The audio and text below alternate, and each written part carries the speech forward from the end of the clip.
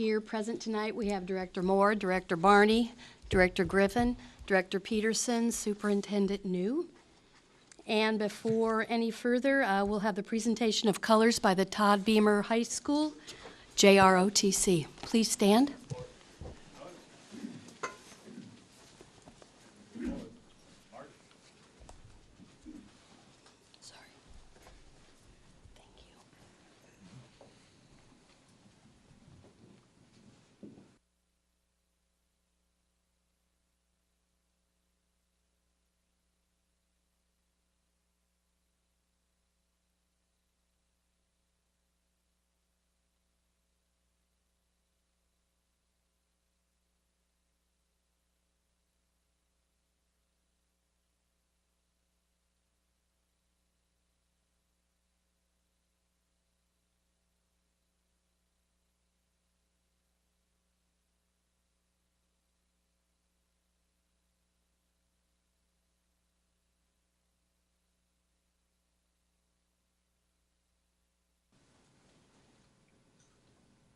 Order.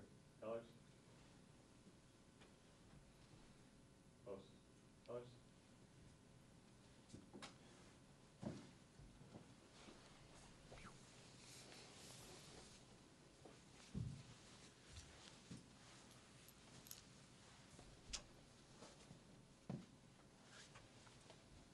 Post. Colors.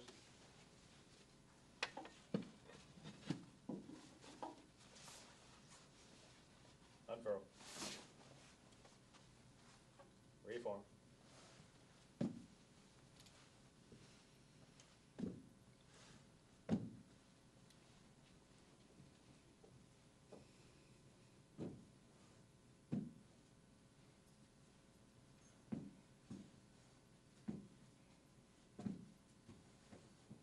Right. Face. Forward. Colors. Forward. March.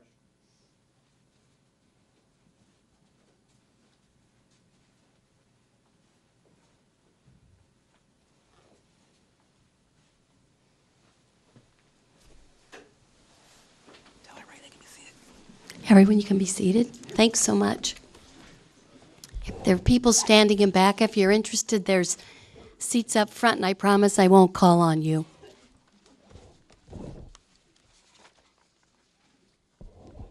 So first order of business is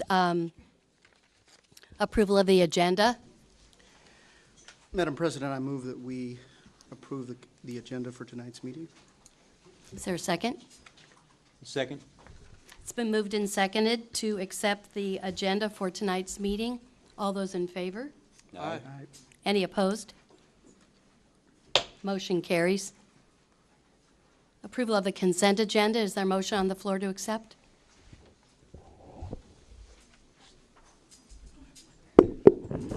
Madam President, I move that the Board of Education approve the consent agenda October 29th, 2013 as submitted. Is there a second to that motion? Second. Any discussion? Yes, Madam President, there are, trying to get there. There are a few items on the consent agenda that I would like to highlight in connection to our global education work.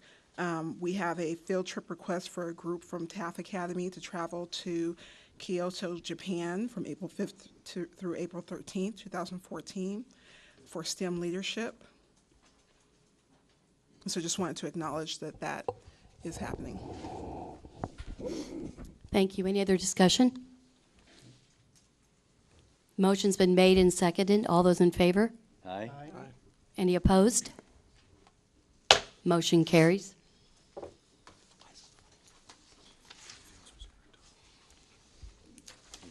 We're going to have a report on the global connections with sister schools. Randy Kazar, you're up next. We moved public comment and our conversation to the left tonight because we wanted people to be able to look at both sides. If you were here last month, we were on the other side. So, Am I on the right side? Okay. You're on the wrong side. Yeah. Good evening. I'm Randy Kaiser. I'm the Director of Global Initiatives for the Federal Way School District. I'm excited because we have 8 different countries that our schools are connected to. 90% of our secondary schools are connected to a school and doing some really, really cool things.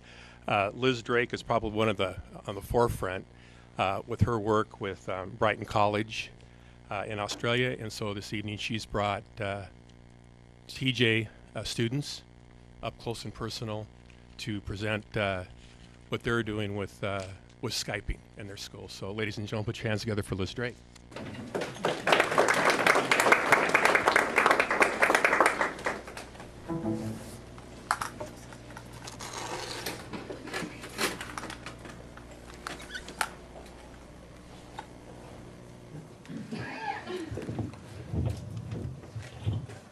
Good evening, everyone. Is that working? Yeah. Superintendent, new school board members, it's not me that has made the work that we're doing with our sister school, Brighton College, Melbourne, Australia. It's this wonderful group of students behind me. We have been involved in several Skype sessions now, and it really does make our connections so real. I really cannot tell you how valuable the work we've been doing with our sister school has been to us here at TJ, at Thomas Jefferson.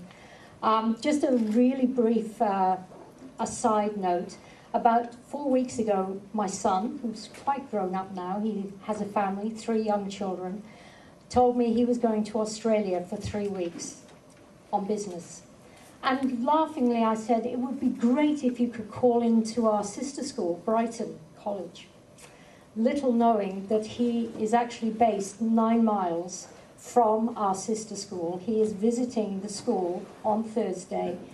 We sent with him some TJ shirts, and we are going to be Skyping as he hands over the shirts to our sister school. It makes it very special. So I'd like to hand over to our team of students who would like to further describe to you some of the amazing developments.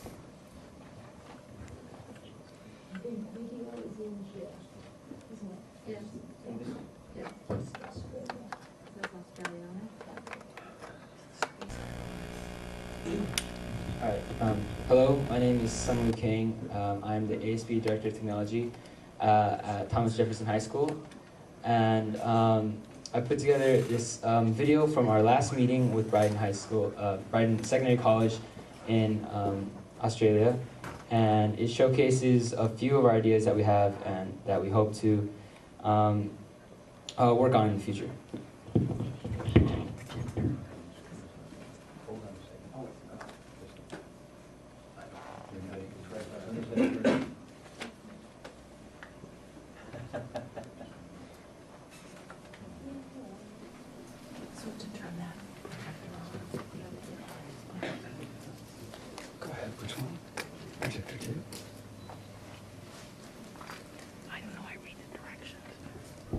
Hang on, little technical difficulty.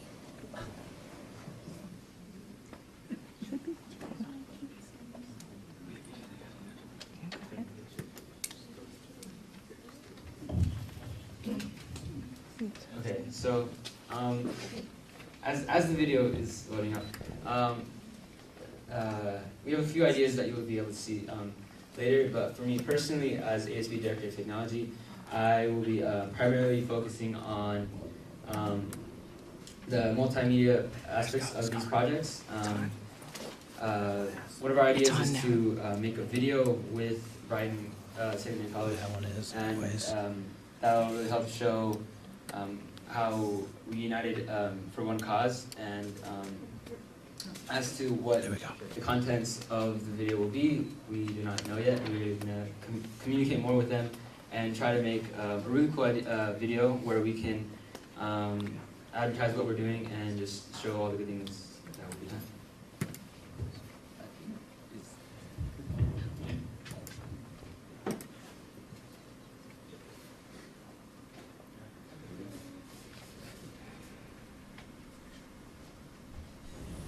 Yes, for our Go Blue. Yes, what we see.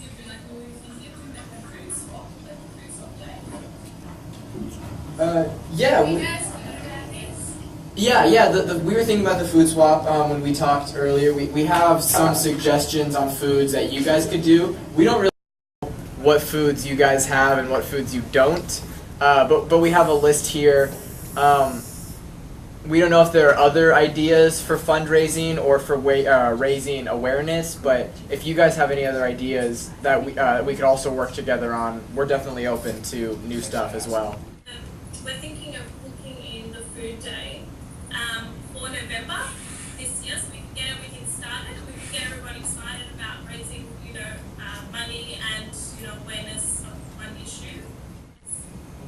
So, one idea that I think we've had is to maybe make some sort of video or media presentation talking about water and sustainability and its importance, because since we're on opposite sides of the planet, I think it'd be pretty cool to have two groups of students from so far apart working and spreading awareness about one topic. And so maybe if we made like a video or something, or videos, and put it on YouTube or who knows what.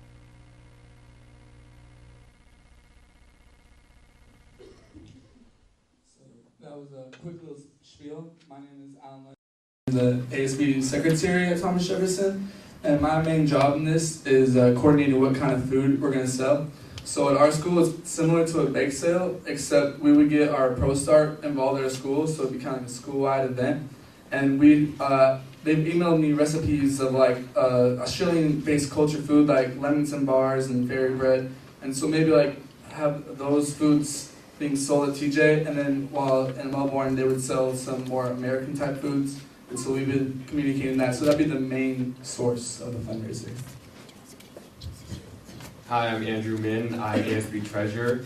And this year we have a theme of Go Blue. And one of the issues at hand is that 2.5 billion people on this earth do not have access to clean water, whether it's for sanitary reasons or for consumption.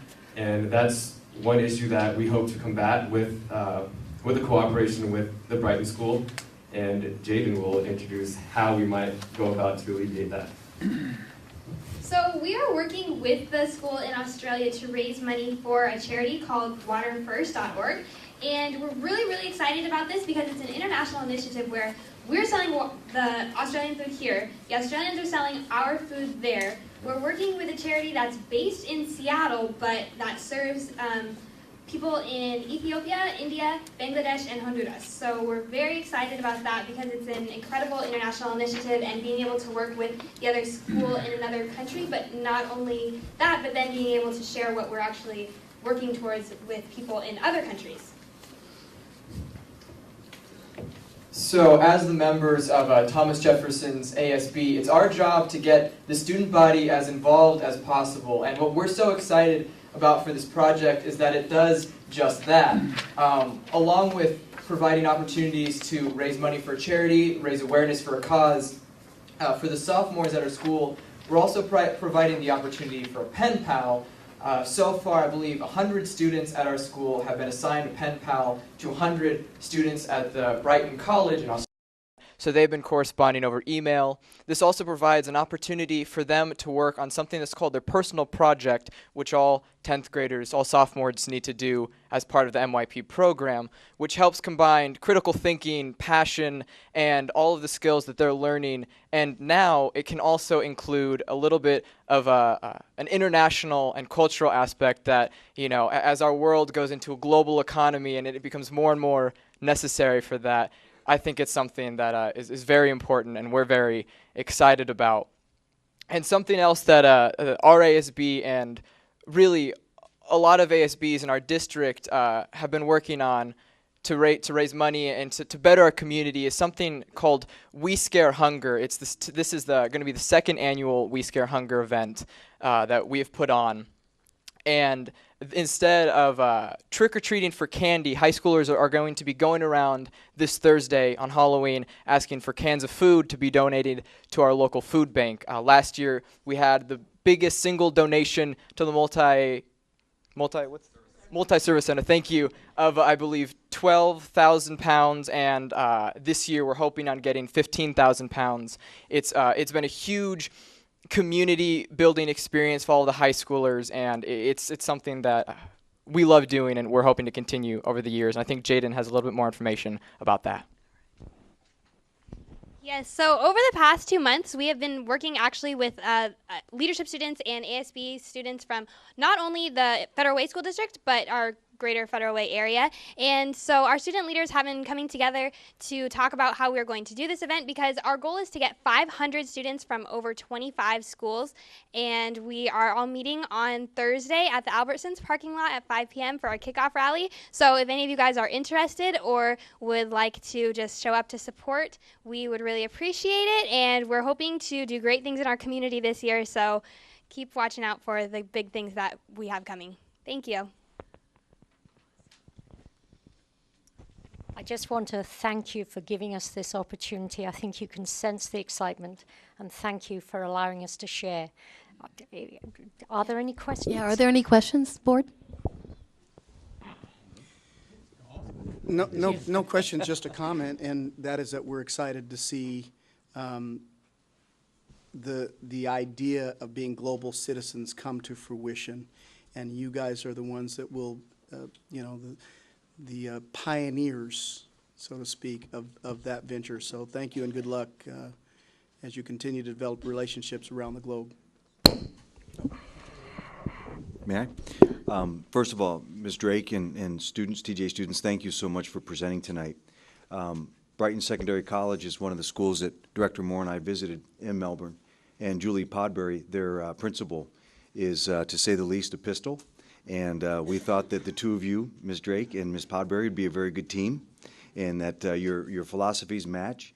They are a school that hosts annually 100 Chinese students a year and have become a highly recognized international school in Australia.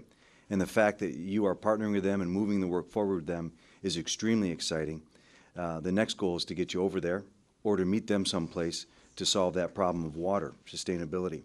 And so thank you so much for the work that you're doing with Brighton Secondary College, but also thank you for the work that you're doing with We Scare Hunger. I'll see you there Thursday night at 5 at Albertsons. Proud of you guys, and thank you for everything you're doing. Outstanding presentation. Thank you.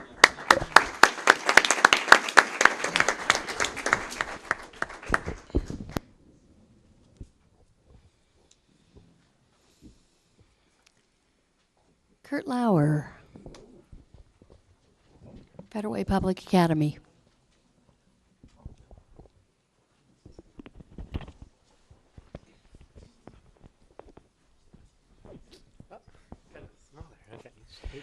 Hi, I'm Kurt Lauer, the principal of Public Academy, and I just want to thank you for the opportunity to be able to share a little bit what Public Academy is doing.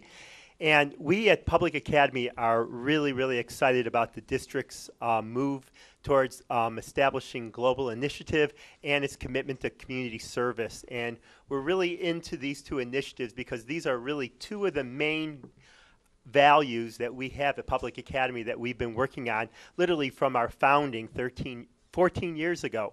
And tonight I have a student, Kelly McCandless, and I have our community service director, Dawn Dale, to be able to share a little bit about our initiatives. And Kelly is going to speak first. Kelly is a 3-time recipient in our school of the Community Service Award in 6th, 7th, and 8th grade. She was able to, was nominated by and chosen by her teachers as the most outstanding student in community service in her grade level. And last year in 9th grade, her teachers chose her as the top academic student in 9th grade. So I thought she would be a great representative to share what Public Academy has been up to.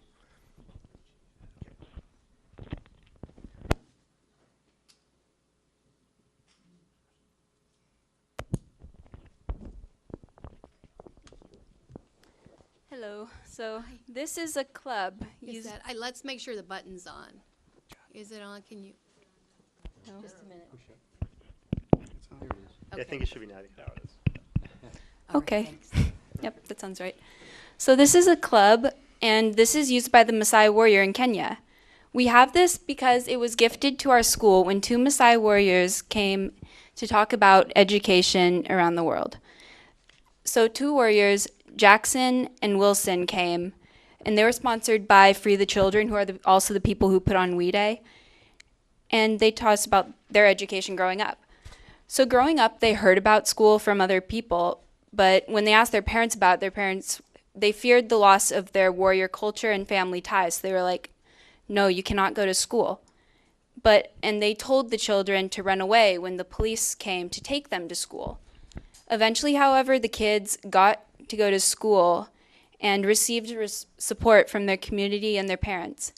When they got to school, they liked it there. They got to learn a lot of things. But it was really hard for them to do that. But they were really dedicated.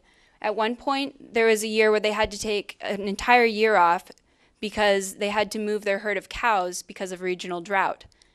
But they got back as soon as they were able and completed their school. Wilson and Jackson have a really unique point of view because they have a perspective of 2 different worlds. One world is more of a warrior culture where you herd cows for your livelihood and that's your life. And then another world on education where they learned about a lot of different things and they got to experience more.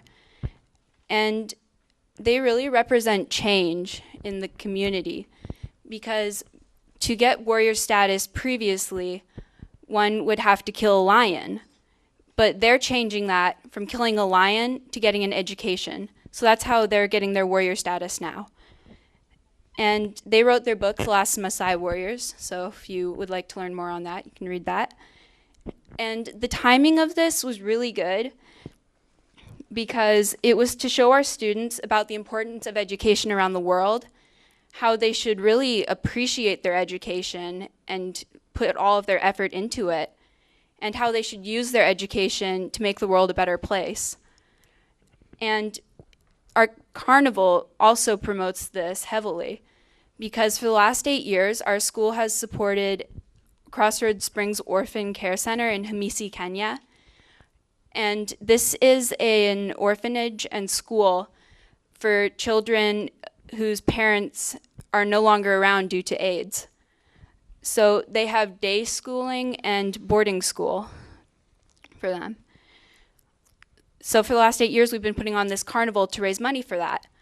And it's a really great opportunity for our students too, because they get to learn to create things from nothing and to work together as a class, because each leadership gets to create their own game.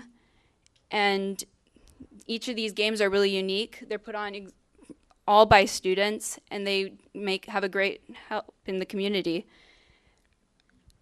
So last week, I saw students working really hard, having a lot of fun to help a really good cause. So last Thursday at the carnival, we made $1,700 to go to Crossroads Springs.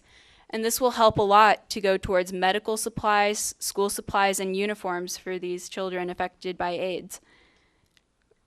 So that'll be a good help, and I'm glad that this is happening. Thank you so much. Okay, do we have... Don't sit down, don't sit down. Don't sit down, Kelly. Wait a minute. Okay. Good evening. I'm Dawn Dale, and at Public Academy, we value community service greatly. I have the privilege of advising the community service group at FWAPA. We encourage our students to perform community service, both locally and globally, whatever inspires them to make a difference. The hope is that they'll carry this value along with them after they finish their 5 years with us in grades 6 through 10. Last year, with the introduction of We Day to the Seattle area and to Federal Way schools specifically, new energy and resources were introduced into our program.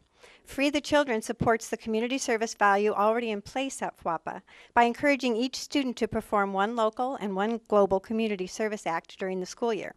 Workshops are held for student leaders, empowering them to return to their schools and to help others plan how to make a difference in the world.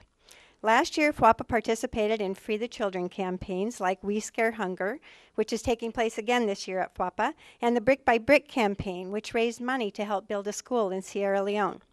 An assembly like the one featuring the Maasai warriors, Jackson and Wilson, via Free the Children, was a memorable event for our students and brought to life the idea of global community service right before their eyes. We anticipate building our relationship with Free the Children. We plan to work to strengthen our ties to Crossroads Springs Orphan Care Center in Kenya, and we look forward to taking full advantage of the global initiatives that are being cultivated by Superintendent New and the school board. Thank you. Board, do you have any questions or comments? Superintendent New. Don, how long have you worked in the district? 14 years at Papa. All right, thank you. You guys are doing great work over there. Thank And you. Kelly, thank you. If you think about the fact that half the world lives on less than $2 a day, and you guys raise $1,700, that is huge in the impact of wherever those funds go. And so you guys have already made a difference in the globe, and congratulations. Your awards are well deserved. Thank you. Thank you. Kelly, Dawn, Kurt, thank you so much for your presentation tonight. I also want to take a moment to thank you for the work that you did last year in your We Act activities and how much you contributed to our We Day contributions. In fact, FWAPA, if I'm not mistaken, was perhaps our leading school in the work that you did. And it's fitting that the Maasai warriors visited you and had that assembly, and a wonderful write-up in the Mirror on that assembly. I also know, Mr. Lauer, that you've begun reaching out to Della Stus School in Indonesia. Thank you for that. And Kelly, I want to tell you that we're in the process of sending 2 teams of principals and teachers to Ghana and Ecuador through the Me to We Act, through the Free the Children, so that we can scout out whether it's safe, whether it's a great educational opportunity for our students, and whether or not it's a great impact on our students and what you can bring back to Federal Way. And through those trips and getting students into Ghana and Ecuador and having the experiences that are already designed through Free the Children, like you just described with your relationship with the Maasai warriors, is so exciting. And please stay tuned for further information as we begin moving forward on that initiative. So thank you so much for your presentation tonight. I just want to say both to Kelly and the students from TJ that although you're here as individuals or small groups that you represent, I know lots of students that also wish they could be here tonight to speak on your behalf. So I would just like to say thank you very much, and please let them know how much we appreciate the seriousness at which you take this work, and the fact that no one said to you you needed to wait because we'd figure out in time. You're taking it on yourselves and trying to figure out how you can make a difference. So thank you so much, and keep coming back and letting us know how things are going.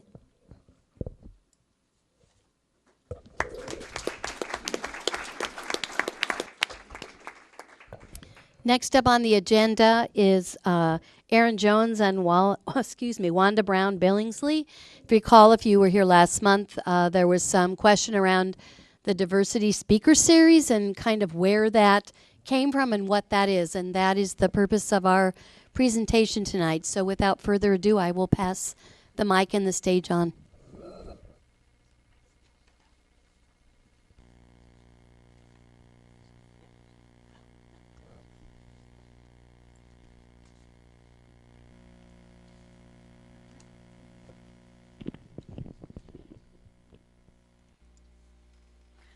Okay, good evening. My name is Wanda Billingsley. I'm the Director of Title I and Lab Services here in the Federal Way School District.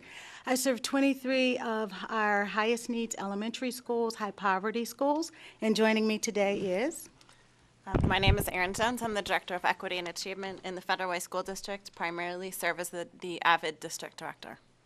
We were asked to provide an brief overview of the Intercultural Speaker Series, and so that will be our presentation for this evening. I'd like to begin with a quote by Gary Marks. He is an ethnographer and demographer and author of a book entitled 16 Trends in Education. And he begins with this quote: "By mid-century, no single group will make up a significant majority of the U.S. population. Shortly after 2050, the United States will become a nation of minorities. The projections are revealing. By 2050, the long-standing non-Hispanic white majority will represent 53% of the population. down from 71% in 2000. An even smaller proportion of youth birth to age 18 will be white, 46% in 2050 compared to 64% in 2000. And I share this quote with you because I think it has significance in terms of the demographic shifts that we're seeing also here in Federal Way. We have a large shift in our ethnic demographics. Right now we have over 70% of our students represent communities of color. Almost 60% of our students live in poverty. These opportunities or these demographic shifts create unique opportunities as well as challenges for our system. And so the Intercultural speaker series provide opportunities for us to engage in critical dialogue about race, social justice, and equity. So the purpose of our speaker series, and maybe we can, I don't know, I think, just keep pushing ahead, maybe it'll pop up there.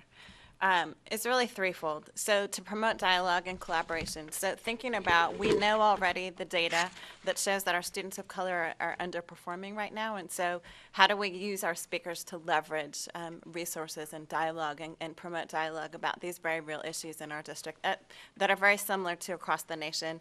Number two, create an opportunity to bring the community together to talk about the achievement of our students and of students who have been marginalized in the past. And then finally, this is a great opportunity for professional development. And I think as a person who delivers professional development, what I love about this opportunity is it's not only for teachers. It's not only for administrators. It's the community is absolutely invited to hear the same messages that our educators are receiving. So next slide. The goals for the speaker series: increase awareness regarding critical issues related to race, equity, and social justice, to improve dialogue related to diversity in terms of race and cultural competency, which is a huge area of focus for our instructional staff. Thirdly, to develop a sense of awareness and self-reflection regarding issues of diversity and cultural competency. We've even developed a protocol during the diversity or intercultural speaker series that sort of guides the conversation. So we set up norms and expectations in relationship to the discussion. So selection process moving forward. So how will folks be selected to speak? We'll be working with folks inside the district and outside of the district, as well as with, I have an equity advisory team to determine the appropriateness of people who come to speak in our district. We will also utilize the community and other educators to determine who are the speakers out there that folks would like to hear, that really have a message that aligns with our target, with our focus as a district. And then finally, allow them to see our data. So before they come, let them know who our district is, what are the unique qualities of our district, so that they can speak to the context in which Federal Way exists. The selection process continues. We normally request bios and photos for promotional materials. Beth Green is a staff member in my department. She works very closely with the Public Relations Office in getting promotional materials out to the community at large. We coordinate logistics and personal service contracts with the speakers on the agreed upon fees. And then thirdly, we host events and collect evaluation feedback from the audience. And these are offered as community learning opportunities for our certificated staff. And you actually have the evaluation feedback in your packets. So you have evaluation feedback from the speaker series from 2012-13, which, by the way, is quite outstanding. And you have the most recent evaluation feedback from our latest speaker, Dr. Angela Davis, that occurred a couple of weeks ago. So what are the outcomes we're looking for? We are looking to improve educational outcomes for our students who have not seen success in our system until now. And this aligns with our focus areas as a district. We also want to engage the community in critical conversations with the goal of establishing one common focus. So it's not just this is the school district, but having common conversations so that we can align our focus. And then finally, identify and remove community and institutional barriers. So providing opportunities to have those critical conversations about what are the barriers that exist in our system currently. Funding for the Intercultural Speaker Series last year was primarily funded through Title I and LAP funds. This year we're working to integrate or to partner more closely with the Equity Department and to share the cost in bringing many of the speakers. And I'll add that many of the speakers come at a minimal cost or nominal cost or no cost at all. Those speakers who are part of the Bush Speaker Series, and Bush School actually has been a partner. It's a private school in Seattle that actually has many of these goals as a part of their strategic plan. Those speakers, Bush covers the majority of the cost. And then finally, not all the speakers for the 2013 year have been confirmed, so there have been no contract fees, et cetera, for those groups as of yet. So the speaker series location right here. So it's very convenient. It's free, easy to get to, free parking. And we thought that we would provide you with an overview of the speakers from last year, and then those who we've identified currently for this year and some others that are being considered. So last year we started with Curtis Chen, and Curtis actually spent some time talking about immigration issues and issues of marginalized populations. Dr. Edry Allen Agbro joined us last year, I think it was in the month of November, and she spoke about language and communication and culture and how the two come together and can create barriers in the workplace as well as in the school setting. Dr. Stephen Barushka spent a lot of time speaking about health disparities of our children, and we actually had a number of our healthcare providers join us that evening, school nurses and community folks who also had that background. Robert Whitaker is an author, and his talk was similar, and it was about looking at medicating children. So we had a number of our special ed practitioners joining us that evening, talking about some of the side effects, long-term effects of over-medicating children. Dr. Ronald Cunningham is actually out of the UW Ed Psych Department. This was offered in collaboration with our Special Ed Department, where we actually had a SPED panel comprised of parents, SPED providers, and community advocate groups related to kids who have specialized disabilities. Patrick Johnson is a practitioner in the Tacoma School District, and he actually joined us to focus on strategies for supporting African American boys in our schools. Beth Farmer was one of the presenters that was recommended by our ELL department, and she spent time focusing on backgrounds and issues related to refugee populations. So these are the speakers that we have lined up so far, one that we've already had. Our first speaker, as most of you know, was Dr. Angela Davis. And to be honest, people always call me Angela Davis when they see me in public because my hair is like her.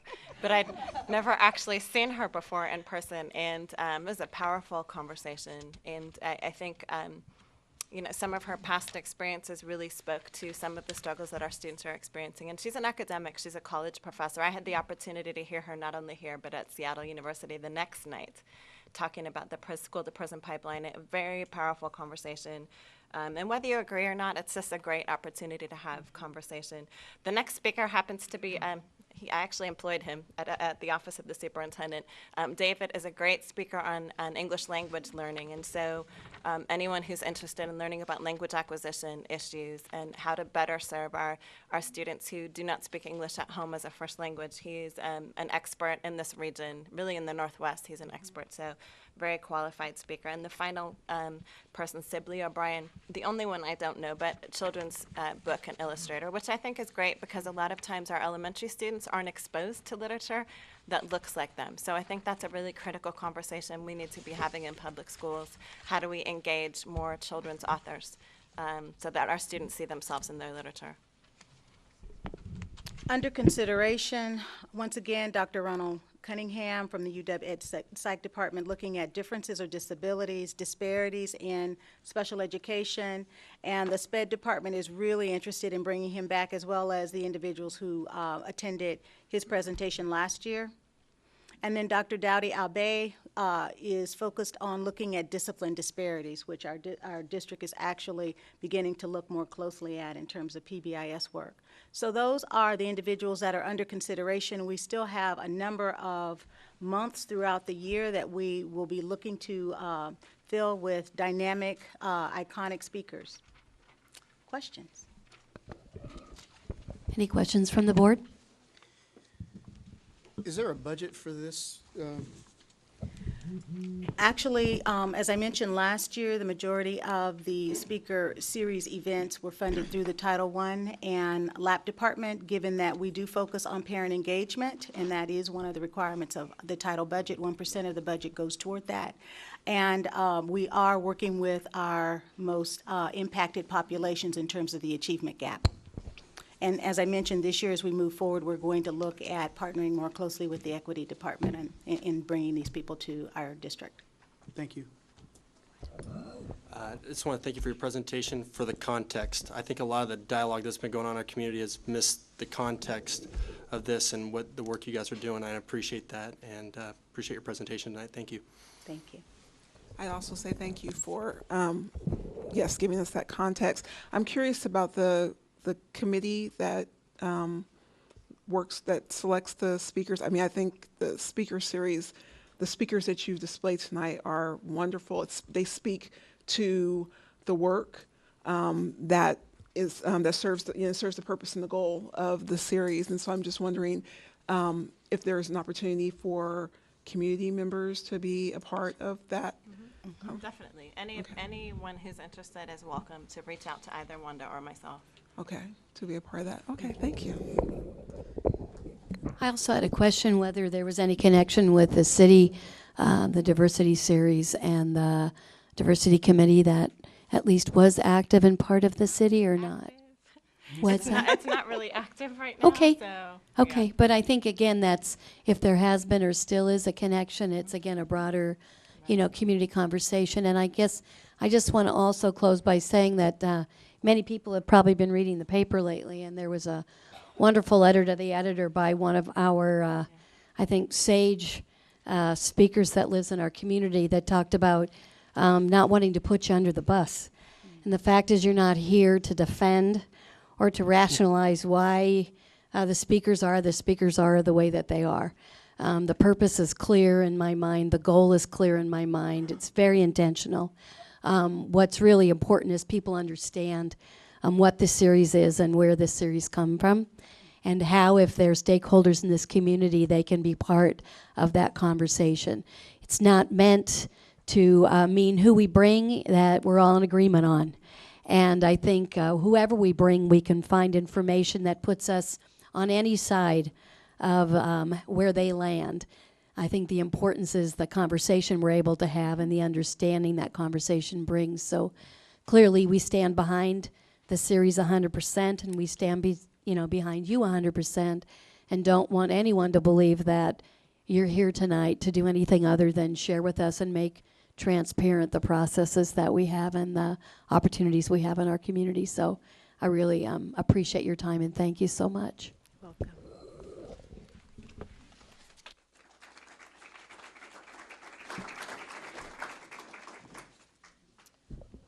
All righty, you're on your way up. Next on the agenda, we've got Vince Blauser, and it's grading. Yes, good evening, President Wilson, members of the board, Superintendent New. I believe it's important to continue to have conversations and dialogue around standards-based instruction, assessment and grading through a variety of lenses. And it's my hope that I can bring before the board in the subsequent meetings some students, some parents, some administrators, and others to address these issues. This evening, I'd like to start with inviting David Brower to the microphone to share a principal's perspective on grading. And thank you for that opportunity. Mr. Brower.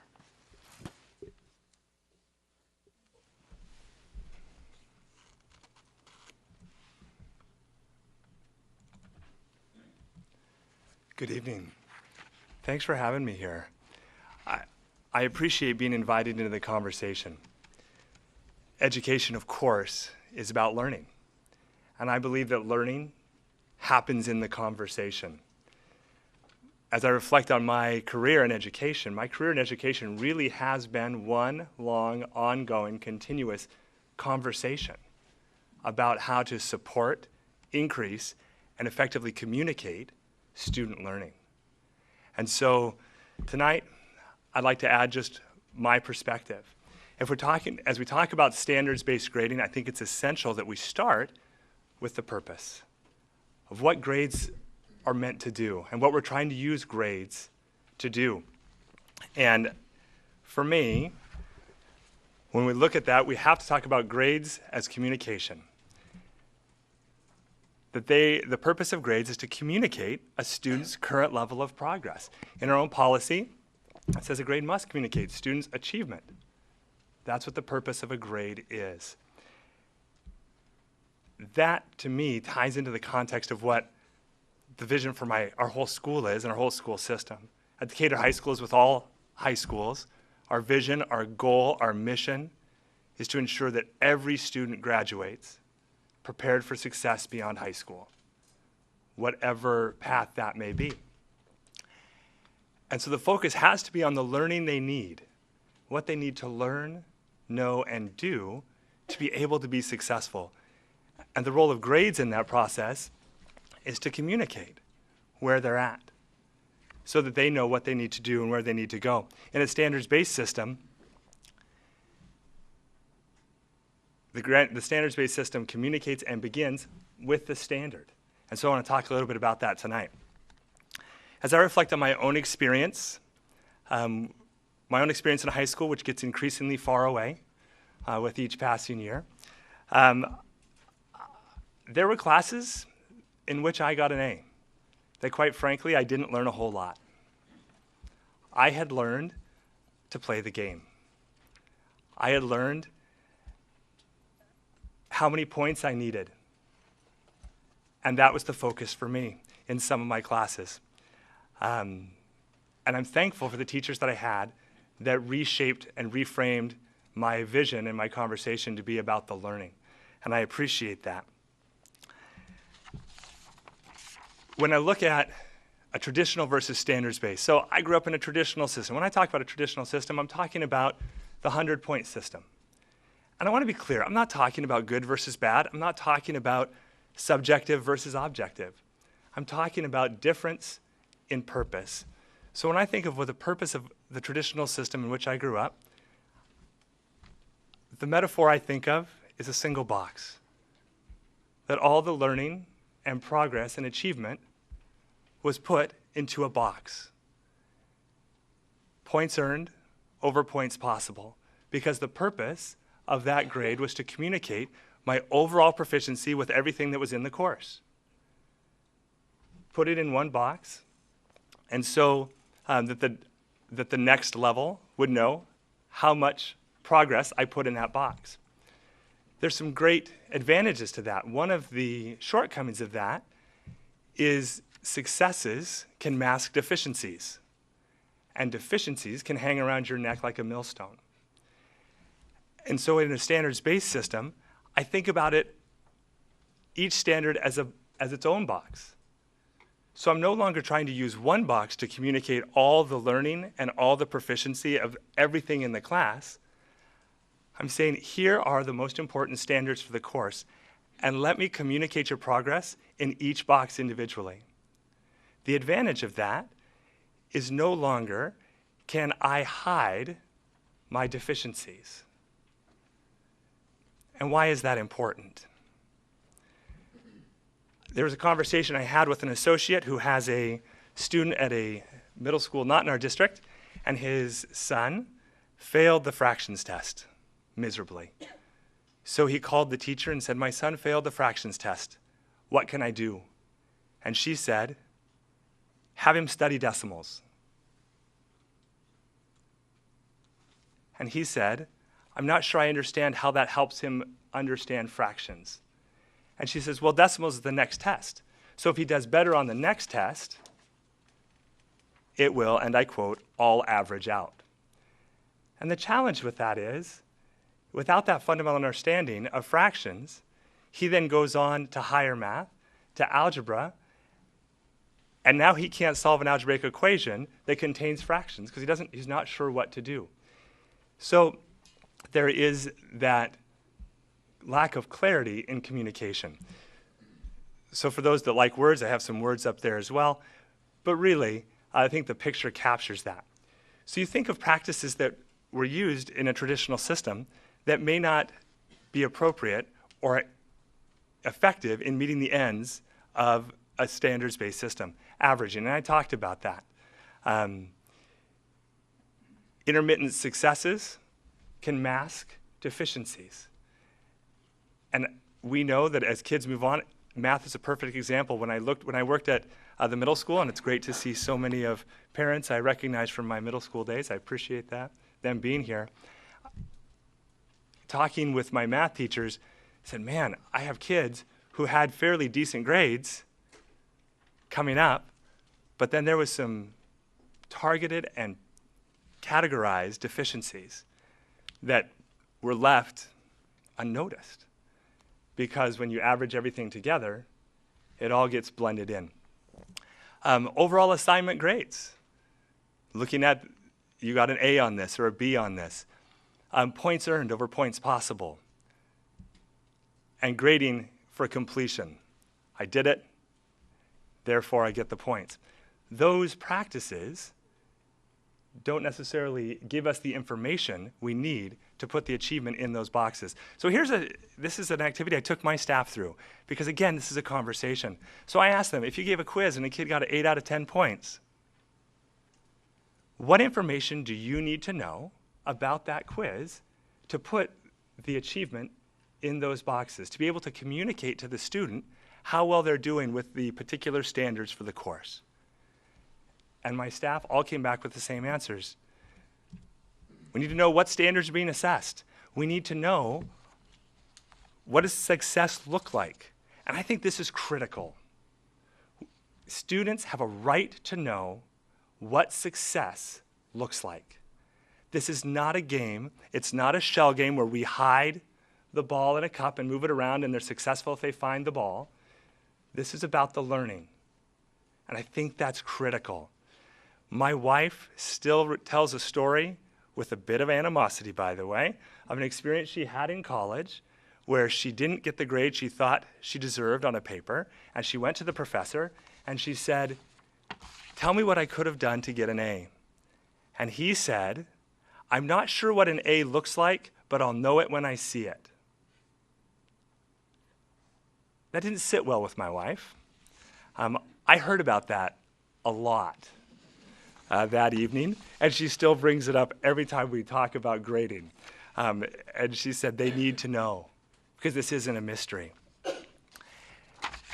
And then we need to know what the range of proficiency is. And I think this is critical. What does a 1 look like? What does approaching look like? What does meeting look like? I need to know that as a teacher so that I can communicate that to students. They need to know, what does that look like? Because if they don't know what success looks like, how will they know if they've got it? And then it comes down to a capriciousness and a whim, and it can't be that. These are critical because when we talk about standards-based grading, we can't talk about standards-based grading alone. We have to talk about standards-based instruction and standards-based assessment. If we're changing the way we communicate from a single box to multiple boxes, and we have practices that were designed to put information into a single box, we have to change some of those practices. And so, as I've sat in many conversations with students and with parents and with teachers and with community members, we discover that many of their concerns are not about the grading. They're about the practices that are being used that may not give us the information we need to communicate the progress and achievement in those individual boxes with those individual standards, so they know where they need to focus. And I think that's critical. So this has to change how we instruct and assess, as well as how we communicate. And so as we engage in the conversation and continue the conversation about standards-based grading, we have got to continue to include in that conversation and not have it divorced or segregated from instruction and assessment. And that's critical. And so as you look at, for me, how a standards-based instruction, assessment, and grading system works, I want to focus first on instruction. In a standards-based system, you got to begin with the standard. This isn't about saying, What project do I want you to do? What do I want you to learn? What will success look like? And then how best can we develop and measure that proficiency?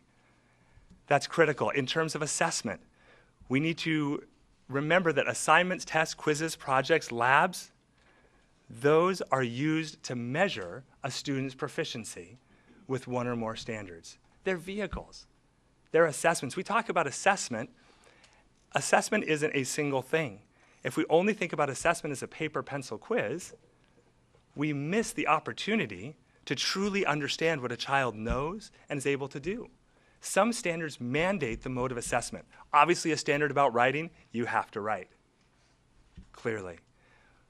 But when you look at some standards, if it's about knowledge and about understanding, are there other ways that a student could demonstrate that proficiency that truly honors the multiple intelligences that our students bring and doesn't just label one type of intelligence as smart while dismissing other types of acuity as, well, the opposite of smart, right? Kids can like, if I'm not smart, then I must be dumb. So, the standards are assessed multiple times. The grade is based on a teacher's professional judgment. That judgment is based on the evidence they see, and really is about the confidence that the teacher has in that student's level of proficiency. Doing one question about one standard doesn't give the teacher enough information to develop the confidence to have their professional judgment on that student's level of proficiency. So when we talk about grading, again, grading is about communication. That priority standard grade must communicate how that student is doing right now with what has been taught and assessed. I refer to this, okay, my wife told me not to say this, but I'm going to say it anyway, so please don't tell her. I call this the Janet Jackson principle. This is about what have you done for me lately? Okay, that was a joke. Okay, thank you. I should have listened to my wife. I knew. I should have listened, I know. In all seriousness, though, if a standard grade is going to communicate how a student is doing right now, it must give greater regard to what they've done recently. Why is that critical? Because it honors and allows students to make mistakes, and mistakes are part of learning. I have a 3-year-old. He makes mistakes with the language all the time. I asked him this morning, how old are you? And he says, "I am 3. I don't criticize him. I don't discipline him for that. I celebrate the fact that he knows that he's 3. And then we work to help correct that language so that he can more appropriately share it. If we don't give greater regard to what's been done recently, that failure or that mistake or that stumbling can again hang around like a millstone and say, wow, I'm never going to get this. And therefore, I might as well just give up. But we know that learning happens at different rates and at different times for different kids, and we have to honor that. We use the course grade to communicate a summary of the overall level of achievement. Think about this. You take the small boxes with the standards, you put those small standards in the big box, and on that outside of that big box, we affix a course grade so that we have a concise summary so that the geometry teacher has a quick overview of what the algebra student did, so that the college has a quick overview of what that student did in that class. But I think that we need to be focused on that priority standard grade. That's what tells us how well I'm doing right now with the standards that have been taught and assessed. If you want to know how, go to the standards view, in parent view, and focus on that standard. That tells me immediately, this is where I'm strong, this is where I need to be developed, this is where I need to focus.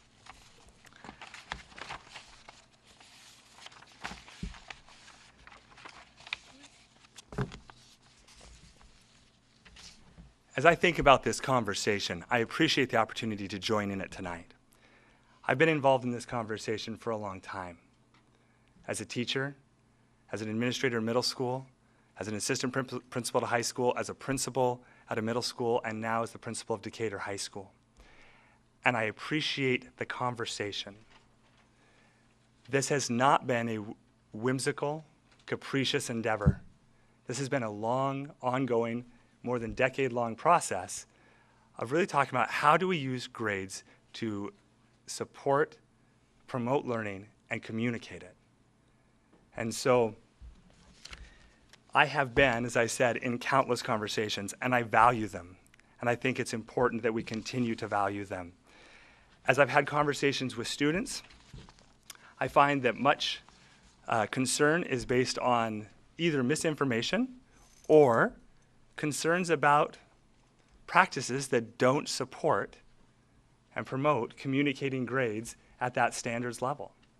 I had a student come into my office. He had written a very impassioned letter, and I called him in to talk, and we talked for a long time, and he left feeling much better. And it was funny. He said, "I thought you were here to talk to me about my letter, but I thought you were here to repress me." And I promised I would try never to repress him. I think he was quite irrepressible, quite frankly.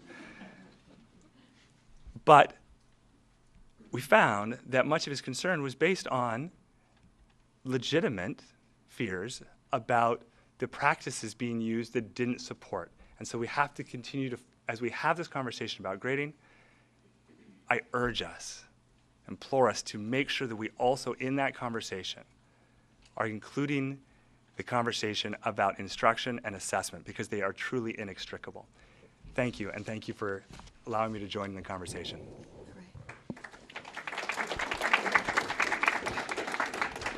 Any questions from the board or comments? David, thank you. I think, wonderful presentation about the purpose of grades. I think all too often it's easy to use grades as a means to get into college and not necessarily for an assessment of learning. And so that was very clear, and hopefully it will aid parents in their pursuit of helping their kids.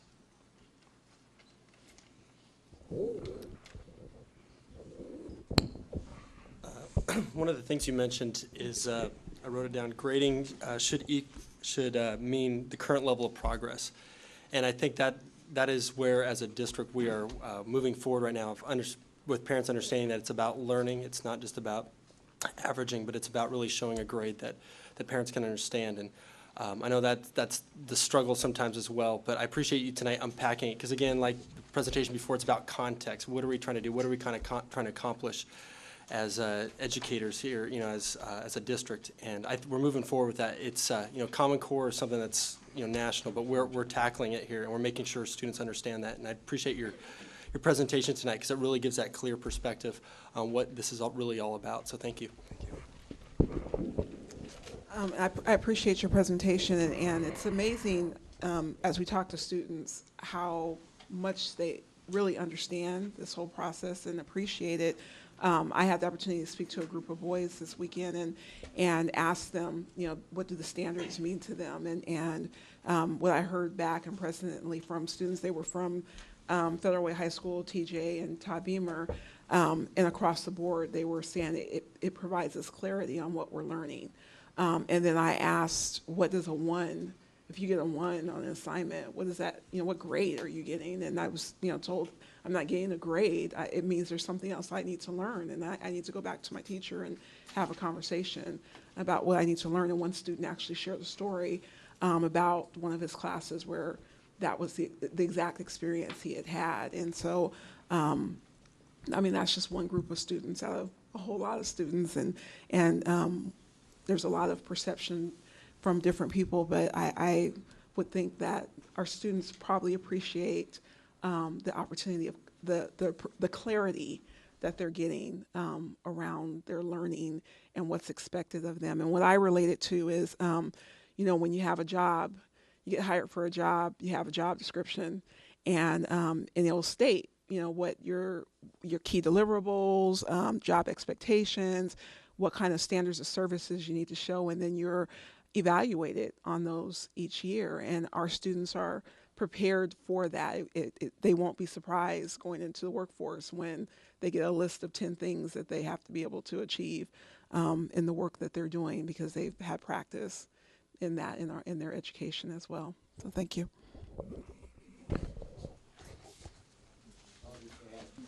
One item here. You talked about the concerns that are coming from the grading comes from miscommunications.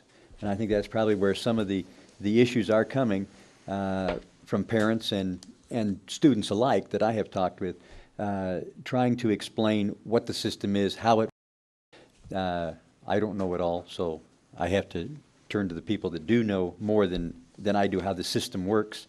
But you made a comment when you were talking about unpacking the box. A student who looks at it says, I don't know fractions, so what do I do next? Study decimals. I wish I'd have known that many years ago when my mother, who did not graduate high school, tried to take the GED test.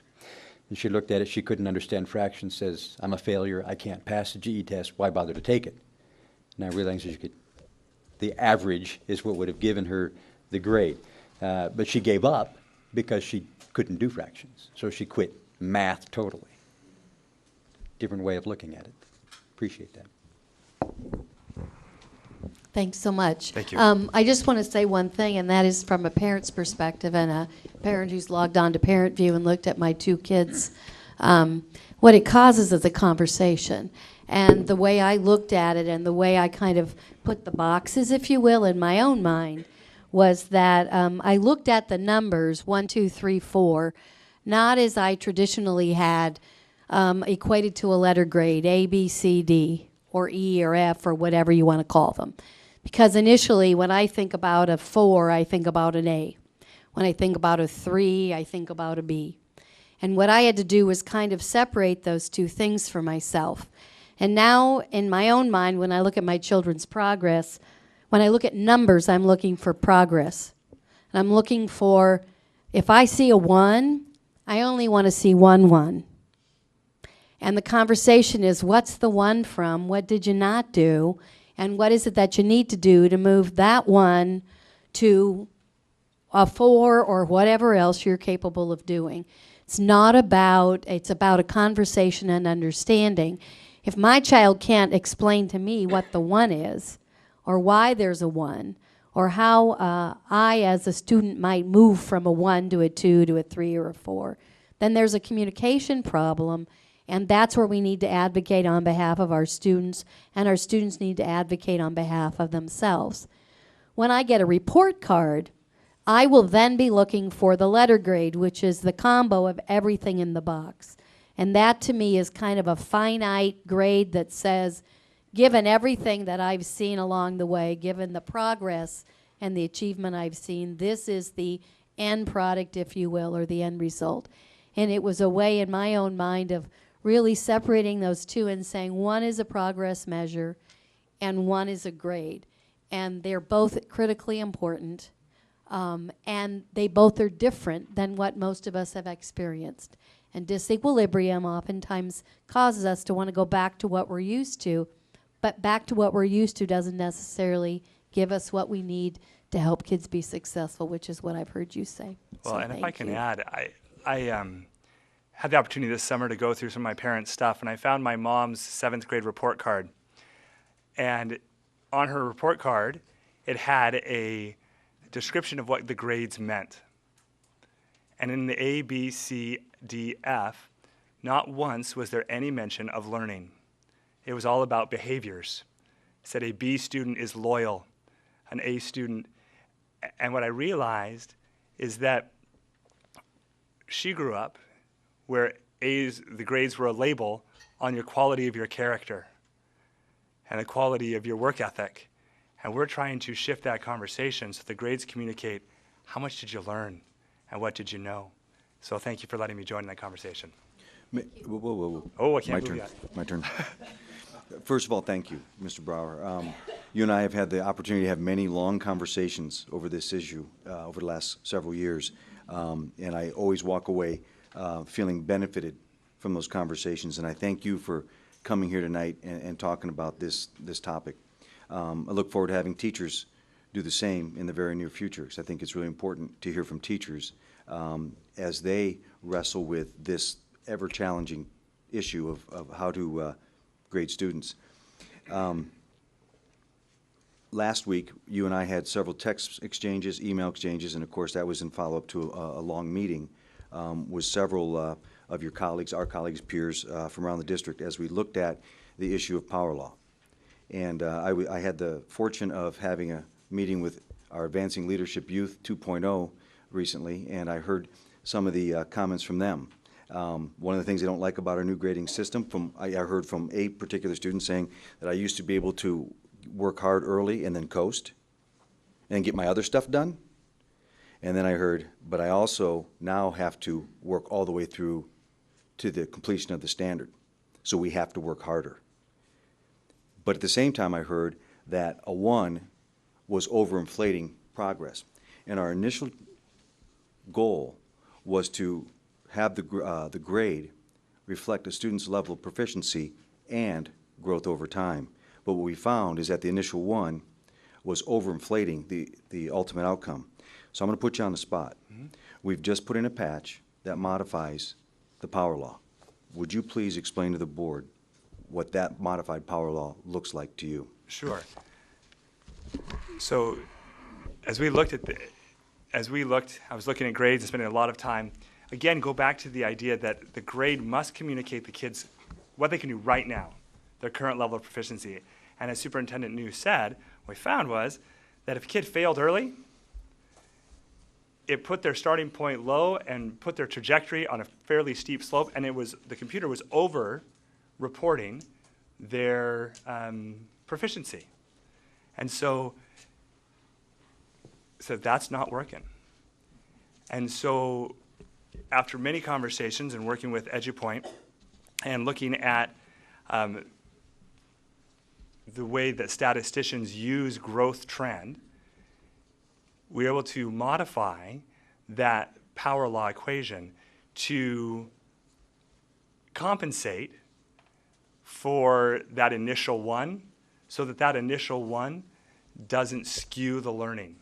And so we looked at a whole lot of scenarios and said, and this is where we came from. We said, look, the grade has to communicate where they are right now, and the grade is based on the evidence, but ultimately is the teacher's professional judgment.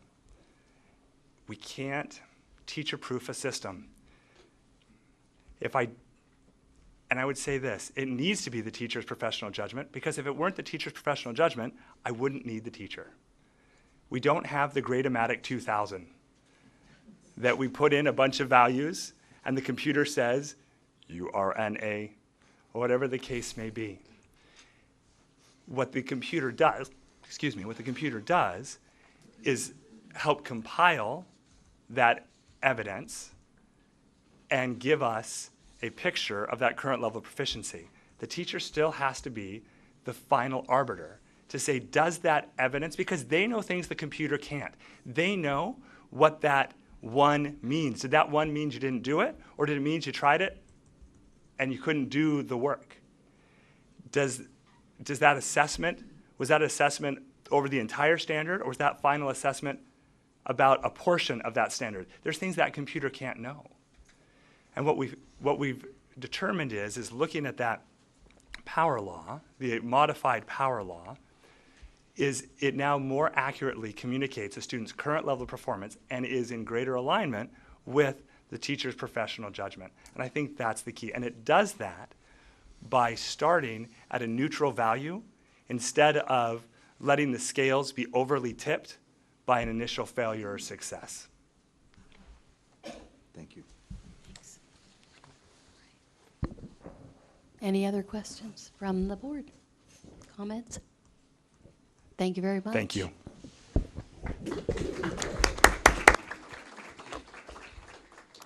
We're going to now do public comment, and if you've not done comment before, you have 3 minutes, and we have a place right up here, and if you would be so kind as to put the mic kind of close to you, that way everyone in the front and the back of the room can hear. And also just want to make sure people understand, if you're having conversation in the back, it's very difficult for people to hear. So just remember, even though you may be around, feeling like you're around the corner, we need to kind of be attentive and give the person with comment time. And I have some, I'm going to take a liberty, and I have a couple of children in the front row that I see are almost ready to go to bed, and I'm going to ask, because I know who the comment's from, I will ask that Tanya, please come up, and you've got your 3 minutes. And then, yeah, right up there. And then I believe we have a timer. And I will respectfully make sure, if you didn't hear the time, let you know that your time is up, and we'll let you finish your comments, and then we'll go from there. So thank you very much. Thank you, Madam President. My name is Tanea Marr, and I am PTA president at Valhalla Elementary School, and I'm also a mother of 2 students at Valhalla Elementary School.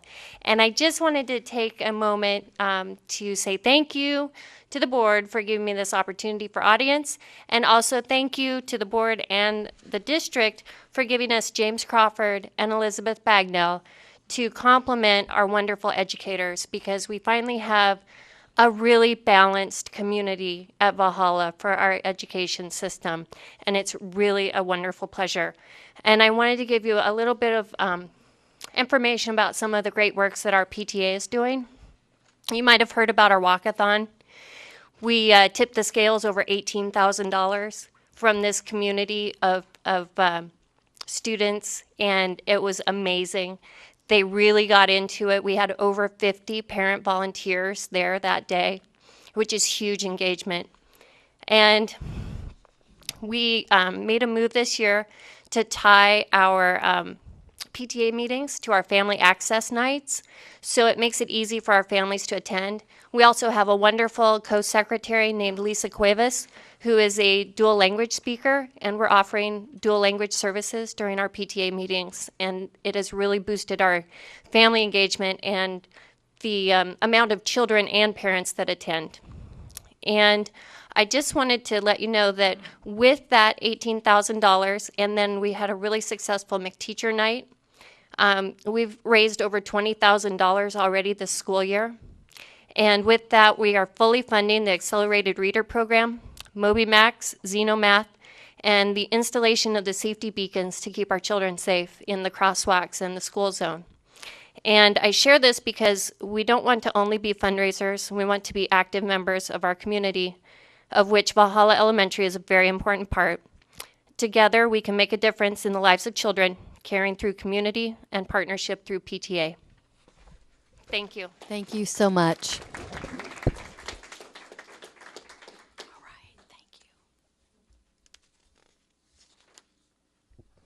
Next up, Diana King. Evening.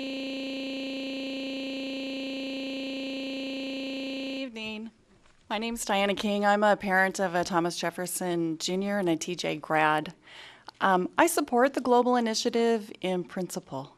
I was a high school exchange student to Germany and a Peace Corps volunteer to Kenya, so I know firsthand the value of foreign language fluency and so appreciate global perspectives in our curricula. As you know, our district is relatively underfunded because of a 1970s funding formula. Because of that, we have large class sizes and often lack in instructional material. Some instances that my family is aware of is last year my husband and I donated money to buy a classroom set of first-year French books at TJ because the school did not have the money to do that. Currently, our IB biology class has 1 set of classroom books. The students cannot take those home to study. This is the curriculum that they will be tested on. You wonder why we might have an achievement gap? In addition, Federal Way has large class sizes. The Legislative Quality Educational Council recommends an ambitious 25 students per high school class. Federal Way sets their classes at 32, but that doesn't always happen. My daughter's 4th year IB Spanish class has 38 students in the class. This is the year when they will be taking both oral and written exams and will have much less time to practice. So in that context, I was very surprised to hear that the district spent almost $100,000 to send the board on overseas travel and the superintendent. I think it's wonderful that you had the opportunity for travel. I value travel and other cultures very much. But do I think that we should have spent money that could have been spent on student resources? No. I would ask that you pay the money back to the district and to the students.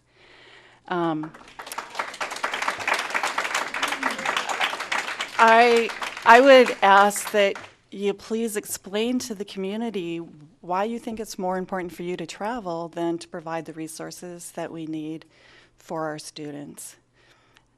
Lastly, I would encourage you all to go to the various auctions and fundraisers that the schools put on and see how much money parents are putting out of pocket to buy resources that the district should be providing. Thank you. Thank you.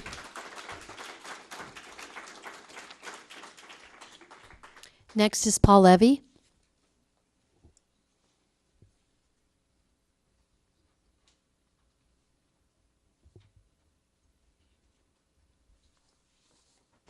I too would, sorry. That's okay. Thank you. I too would like to address some of the issues involved with the GLI. At the last school board meeting, I left perplexed by Mr. New's presentation justifying the funds on the GLI.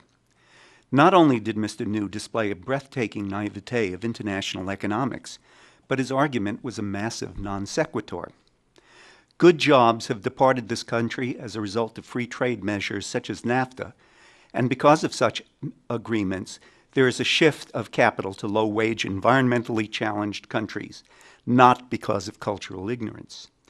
These agreements have resulted in an efflux of manufacturing jobs. Exactly how the GLI addresses this shift in capital is at best obscure and at worst disingenuous. Mr. New said that our school district needs to learn from international educators, and this was one justification for your trips. I have asked to review reports generated from these international tours. I was told that there are no records or reports. I was also told that the district is not obligated to create such records. Mr. New and Mr. Moore traveled to China at a cost of $33,350, but we are told there is no report and there will be no report. Superintendent New, board members Griffin, Barney, and Wilson participated in the Finland, Scotland, England study tour from September 17th through October 5 for an as yet undisclosed sum. Again, no report has seen the light of day.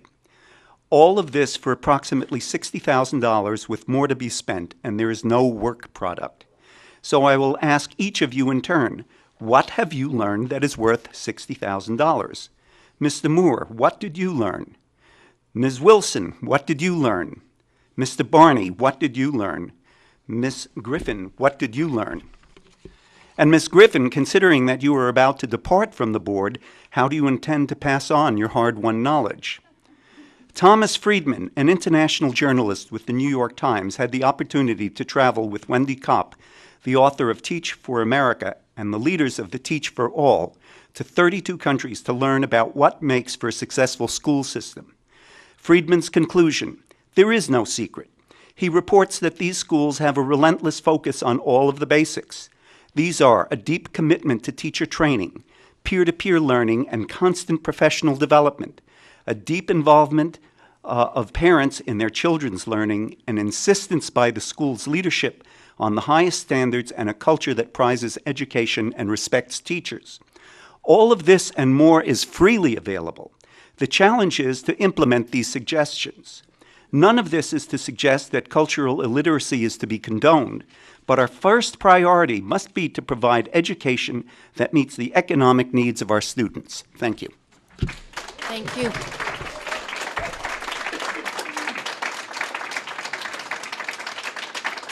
Austin Wolf.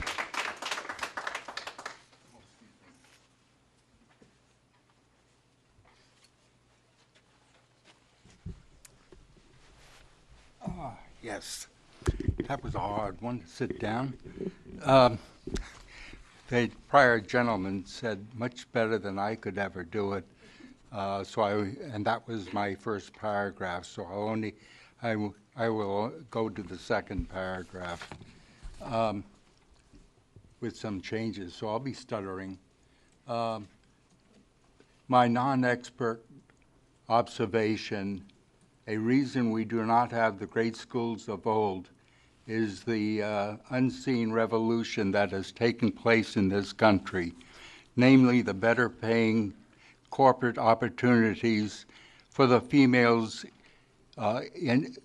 in days old that had no other choice but to teach school. Now they can get a much better job in the corporate world. Perhaps it would be a good time now to think outside the box. Think original, think like Khan Academy. Better results at a fraction of the cost would have been trips to schools that are now using the computer as the teacher and the teacher as the coach. Working together, the students may learn a lot more. Thank you. Thank you. Tamara Armstrong.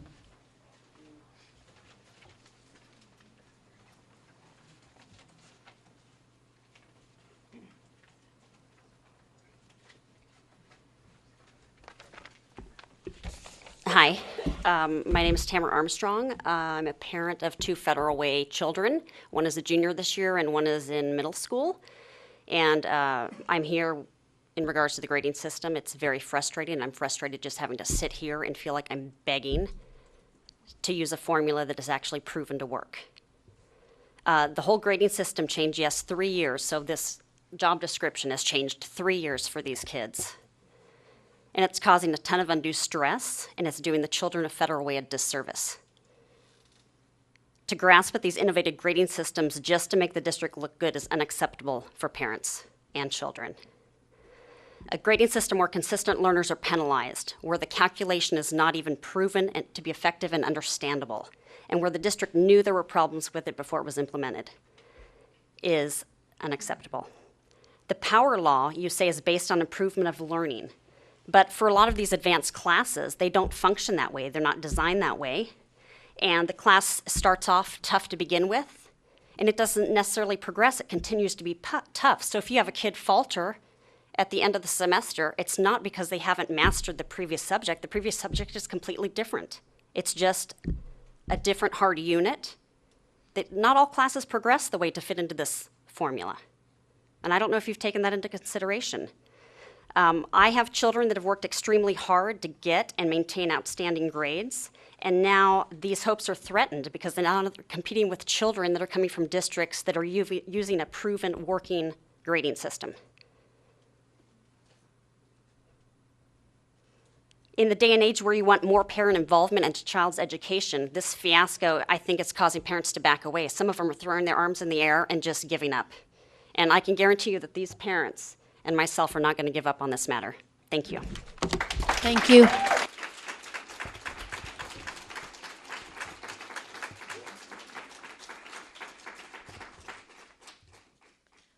Is it Danish Kazi? Yes.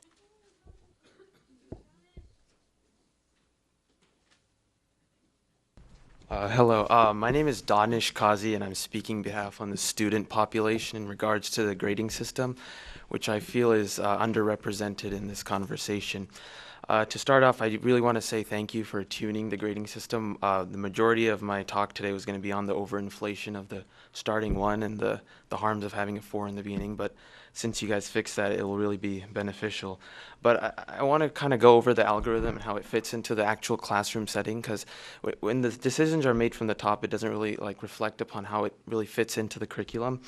The algorithm is intended, the power law, which I made some iterations, but the idea is that it should help you as you progress, but progression isn't really measured within the classroom in terms of how the course assignments are inputted, The chronology of assignments are pretty arbitrary, and the grade book doesn't account for time or consistency. It accounts for simply chronology, which is put in first and which is put in next. A teacher can give 2 assignments in one day regarding to the same priority standard. Depending on if she puts the 4 in first or the 1 in first, that can mean the pass or a fail for the student. And it's near impossible to mitigate the effects of this tremendously arbitrarily created power law, because the Marzano power law, it's hard to understand in the first place, and trying to extrapolate its results is even harder. So if we do keep that in place, because it is hard to completely change the system in the end of the year, I do request that somehow the district could put in place a safety net for the students who, if they do falter by the end of the semester where the priority standard matters a lot, if they get one at the end with straight 4s, they're still going to have a 2 or a 1.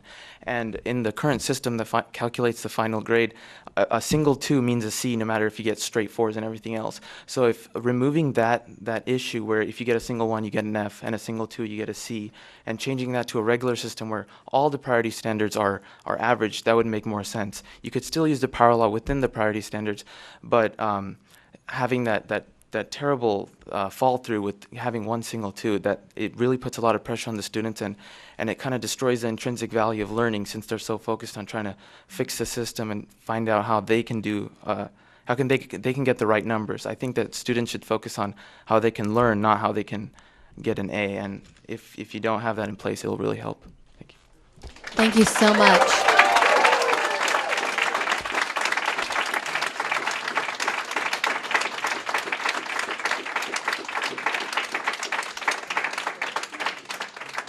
So I know you're going to walk out, but I want to tell you that student voice is critically important. So just know student voice is critically important. Critically important. It means everything to have boots on the ground that are actually doing the work and the impact. So just know that. Thank you, because I know you're leaving. And we are going to have a board work study. By the way, we're having a board work study on the grading system, and would want to make sure that we would invite you back to share your knowledge and your information and the impact the grading system's had on you, so that we adjust and monitor. It's not about not making adjustments along the way. It's about saying what's right, what's wrong, and if it's not right, we need to figure out how we make it better. So thank you so much. When is that? The work study will be November 5th, and it's, wrong, December 3rd here at the ESC, right here. And our work studies start at 5 o'clock, and I'm certain we can get information to your principal who could pass it on. So thank you so much. Is that okay? There we go. Outstanding job. Thank you so much for bringing forth your concerns and your hopes for the grading system. What I want to assure you of, and Mr. Brower talked about this, is the emphasis on teacher professional judgment. The grading system's designed to communicate to you, to your parents, to the teacher, how you're progressing at any certain point in time. In the final analysis, that final grade is clearly and assuredly up to the teacher's professional judgment, which we absolutely feel is the most important indicator of your success, okay? So trust me that what we don't want to do is don't want to cause undue stress. In fact, what we're trying to do is improve the communication loop and ensure that you're actually learning the concepts and not just averaging a set of skills, but that you're learning those concepts. Because I know you're going on to college. What are you going to go on to study? Maybe like economics, I'm not sure yet. You know what? Go into financial planning, and I'll ask you to give me a little hand on some future investments. You are a very bright young man, and we want to ensure that you learn all the skills, all the knowledges that you need to be successful, and not average you out so that you go and struggle at college. And that's really what this is all about. But at the end, it's about your teacher's professional judgment. Thank you so much for coming tonight. You did a great job. Thanks a lot. Outstanding. Thank you. All right. Next up is Carrie Newcomb.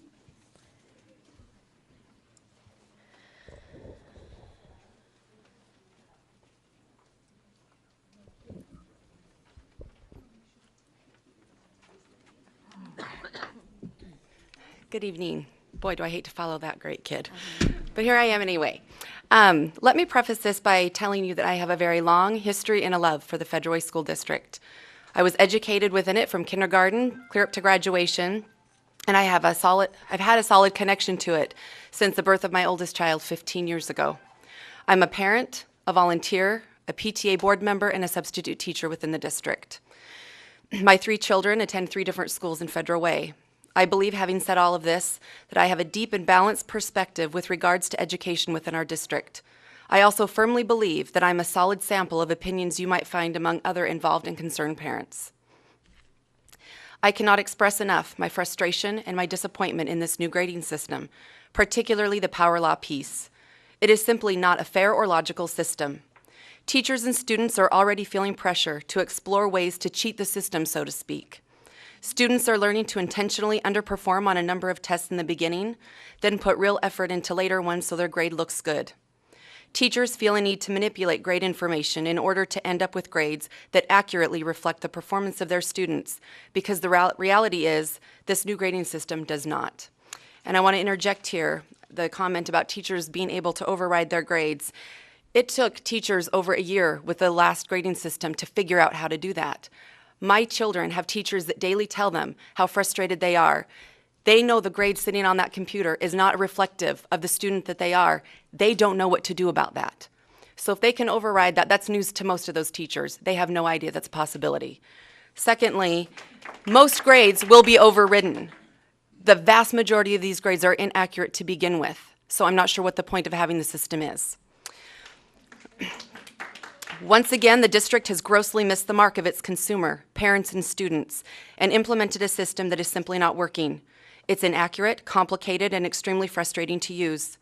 Because the district continues to make far-reaching decisions without the input of those they serve, let me express what I believe to be the opinion of the majority of families, and most likely a large number of teachers as well.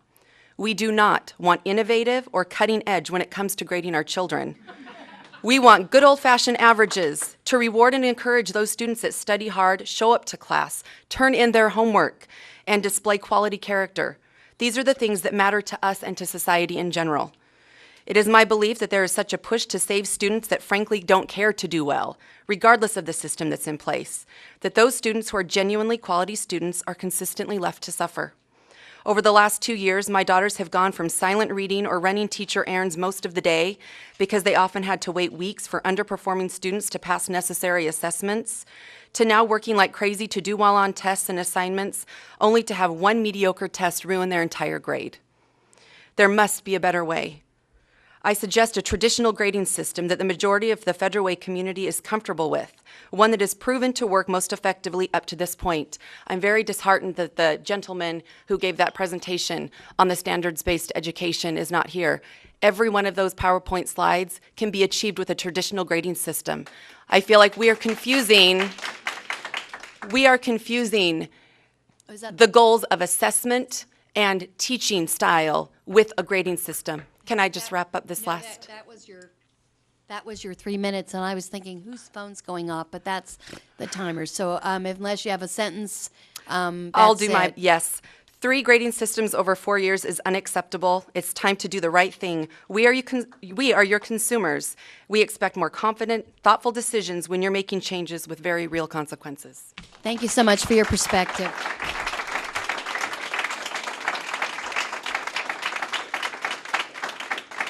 Shelley Scuderi.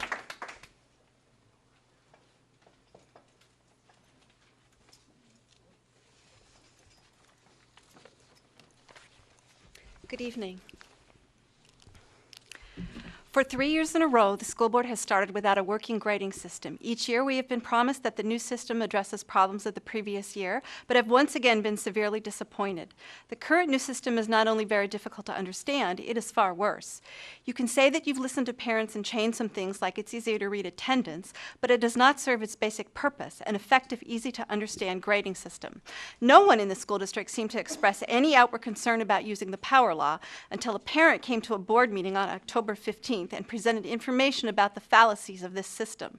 This is very unsettling, as district administration and school board members should have known exactly what was going on, how it would work and impact students. In that same board meeting, it was stated by district administration that the grading system was reviewed in the spring without having an operational model in working order. On October 17th, the district had a meeting to start to address the concerns raised at the recent board meeting. Some parents then met with district administration that afternoon and were told that the district actually knew there were issues with the system back in August. This is unconscionable that district administration knew about issues and yet proceeded on. No matter how all this came about, there is something seriously wrong with the way business is being conducted in this district. Students are being used as guinea pigs to test various theories, and no one is minding the store. It is our children's future that is being impacted by this apparent lack of accountability. Parents have also been told that a modification of the grading system is now being proposed to counter the known problems. It has been suggested that possibly a 2 be placed in front of all assessment scores to flatten the growth trend. This number would not be visible on parent view or added to the student's final score. We ran this scenario with all 64 combinations of 3 assessments and found that when using the 4-point Bain scale, the revised power law score would be equal to a student's average 72% of the time. 11% of the time, the modified power law score would be above the average of the scores, and 17% of the time it would actually be below the average. This modification does not meet the board's goal of giving credit to students who show improvement in learning over time. Does the administration really know what the implications of the fixes to the power law are going to be? Your staff's analysis of only 90 out of a possible over 21,000 data points with up to 7 assessments does not provide the full picture of the modification. No matter how this shakes out, clearly no one understands this, including district staff. We parents are tired of having our students being used in an experiment without anyone understanding the variables and having a grading system have a negative impact on our children's grades needed for post-high school applications and scholarships. Enough is enough. Turn off the power law and go back to averaging grades until you can present a system that you yourselves understand, can thoroughly test prior to it being used, and validate with an open forum of all interested teachers, parents, and students. Thank you, Board and Superintendent, for letting me talk. Thank you so much.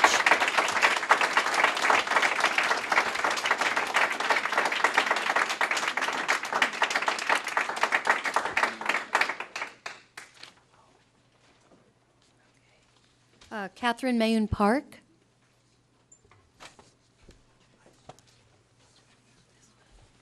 Good evening, everyone. I'm Catherine Hyun Park from South Korea, and tonight I'm here to share my wonderful experience as a volunteer student teacher at Totem Middle School. I have been here since the first day of school, and so far it's so perfect, and I truly love the diversity and within the unity at Totem. What amazes me was the exposure to different cultures. When I'm doing my cultural lesson, I spend time not only telling my own culture, but letting students to share their own culture with the whole class. And the kids, as well as myself, have been enjoying the exposure to different cultures, which help us broaden our minds and understand something different from my point of view.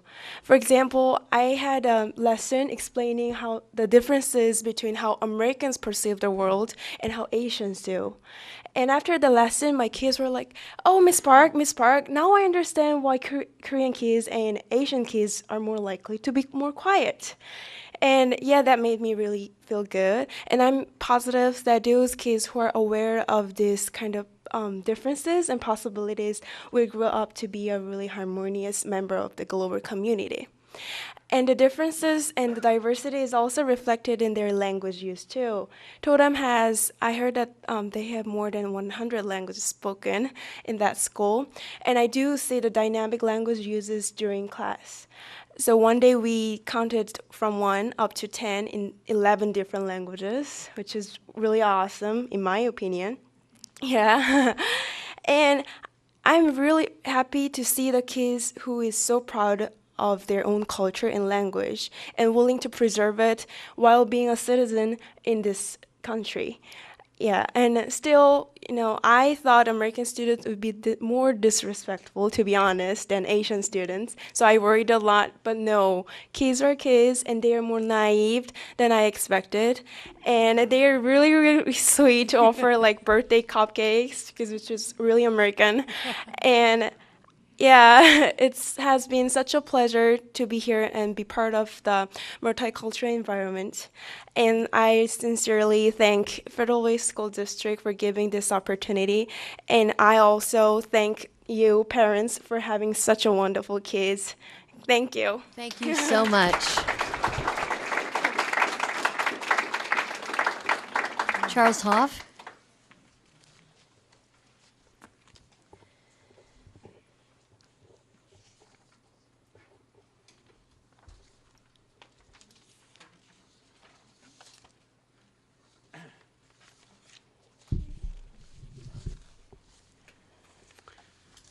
think we should ask the previous speaker what grade she started learning English in.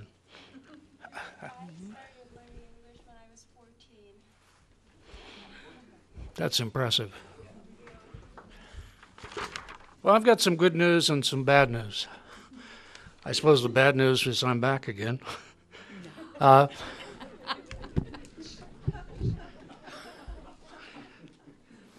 Good news would be looking at the College Board report that OSPI put out and noting that there were 1,259 who took the SAT last year. I suspect that's probably the highest in the state, and I commend you for doing that.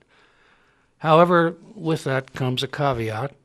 I look at the number of who took the SAT subject test, and that's 66. 66 kids took an SAT subject test. Now, many of the competitive colleges either prefer or require as many as 3 of these. And we have 66 kids who took a subject test. I'm going to ask Dan to send me some data from last year, maybe the 2 years, to make a comparison, to take a look at how we did on the SAT in terms of whether it rose or fell. And I understand, of course, with high participation rates, that will have an influence upon that.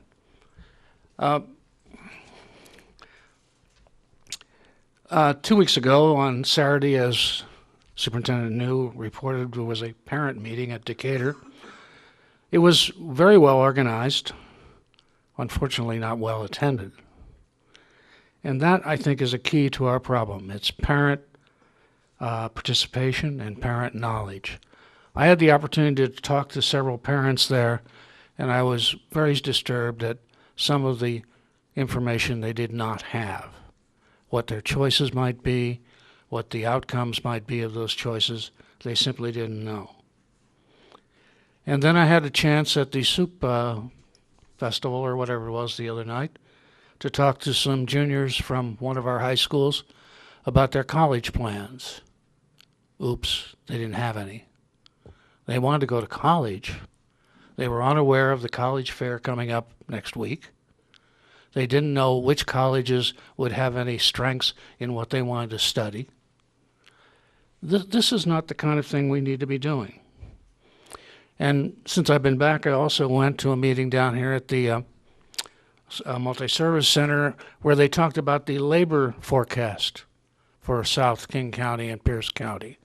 There was no one there from the school district, and there doesn't seem to be any connection to this. As I've reported to you before, by 2017, 50% of the Boeing employees will be eligible for retirement.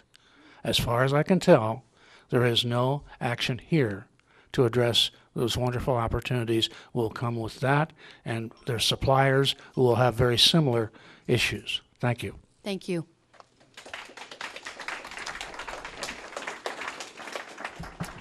Donna Metz.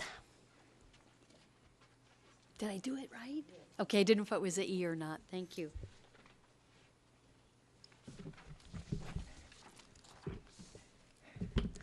Okay, good evening.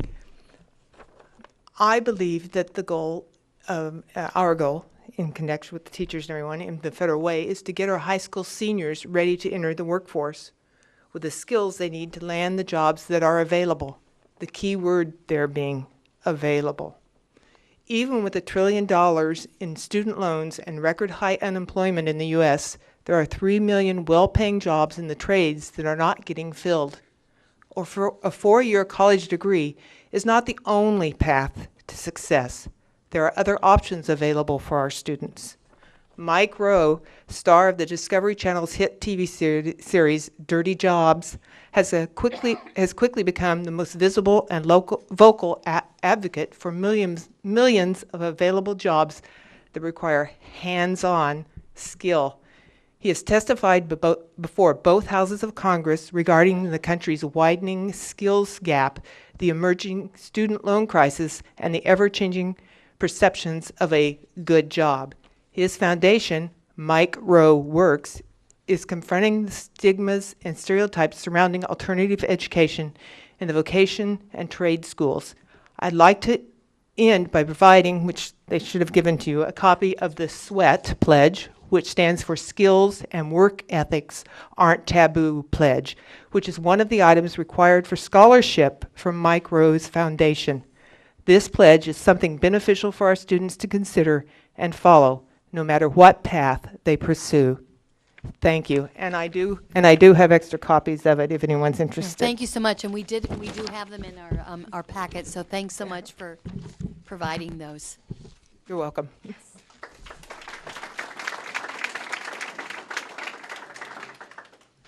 Brett Hulse.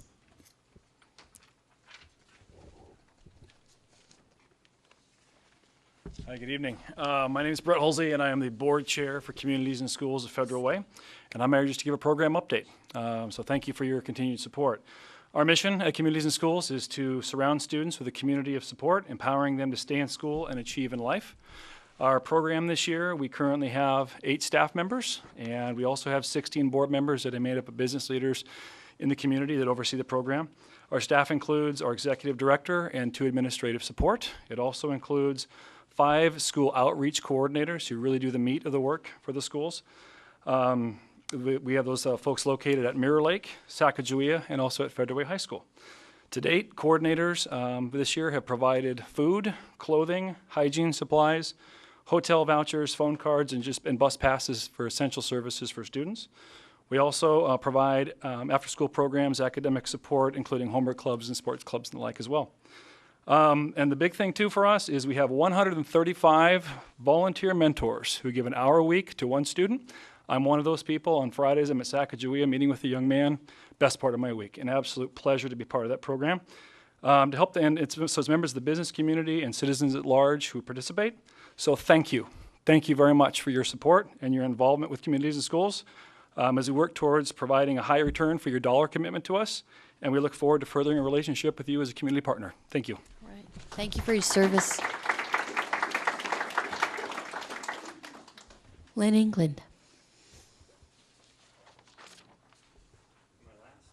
No. Good evening, directors. My name is Lynn England, and I'm a proud graduate of Valhalla Elementary in 1969. And so go back a few years. A couple things. It's always just a couple things, and I'll never leave you with just a diatribe, but always with a suggestion. There's been a lot of talk about grading and grading systems today. Boy, one thing I did learn was that there's a set of standards, and standards are good, and I agree with that. The other thing I learned is that we have a lot of boxes. I don't know what that means, but apparently they're out there. I think what would really be successful for the grading system, and not to trivialize this at all, but really to make a broad suggestion and somewhat specific, is that that you establish a standard for success for your grading system. What does success look like in your grading system? I'm a proponent of standards. I like standards. It makes sense. And like I said, I'm not trying to be a diatribe or speak ill of this. I just want to make that suggestion. Also, I was impressed by the students from Thomas Jefferson and the Federal Way Public Academy today. And one of the underlying themes that I heard from them was they're talking to people overseas about water. And as I mentioned in the past, as a commissioner at Lake Haven Utility District and the chairman of the Public Outreach Committee, I'm happy to partner with this organization, government to government or people to people. I did leave my card with Ms. Drake and Mr. Lauer. I offer the same to you, and I would be happy to to provide some information about local jobs here in the area. Local jobs where we're going to see needs. We're going to see vocational needs. We're going to see lab technicians. We're going to see people that go out and dig in the dirt and fix pipes. And we're going to need people that do dirty jobs like Ms. Metz had talked about. So my door's open. You come and talk to me, and I'll be happy to help in any way I can and partner with this organization, government to government. Thank you. Thank you so much. Marin Miller.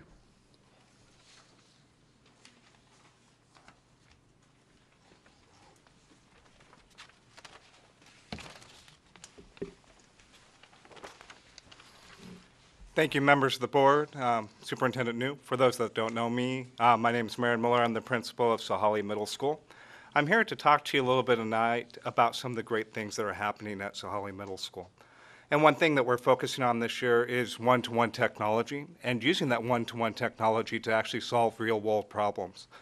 And so it is really interesting to watch the students. You give them a problem and they start solving it and they think of outside-the-box solutions. That is the true creativity that is going to help, and that is going to help them get jobs later in life. And one thing that part of this is we're helping them focus on figuring out how to solve real-world problems, is figuring out how to solve those problems within their community. So we've had a big emphasis on, making bigger outreaches to our community. And so one thing I've asked is one of our students come here tonight and talk about some of the community efforts that we are doing to help fundraise and solve some of those problems out in our community. Hello, my name is Desiree Cicero, and I wanted to tell you about how happy I am to be a student at Sahalee.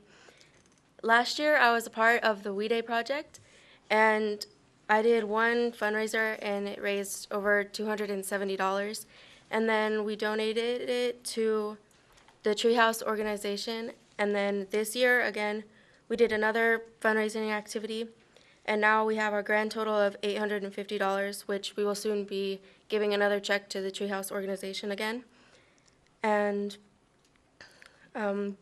we hope that this money can help the children in our local community, because we like to be really involved in what we do, and we like to make differences in the other lives of people in our community. And now Mr. Miller is going to read a letter. So they wanted me to read a little excerpt. There was supposed to be another student here to help read this, but they wanted me to read this for you. For those that don't know it, Treehouse is leading the effort to help foster youth and get them the resources they need to graduate. And that's one of the goals that we have as a district, to help all our students graduate. And that is one of the goals of the Treehouse organization. So I wanted to let you know how impressed I was. These students saw a problem. They figured out how to make money to try to solve that problem, and then the resources, and then pick this organization because it was local and it was making an impact that they could see. And that is what we stand for at Sahalee. So I wanted to just share that, some of the great things that are going on, and to know that our students are out there. These are the students that are going to inspire the future. Thank you. Thank you.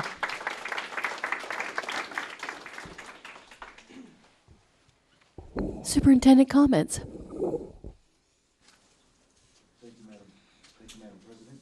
And, sorry about that. Thank you, Madam President.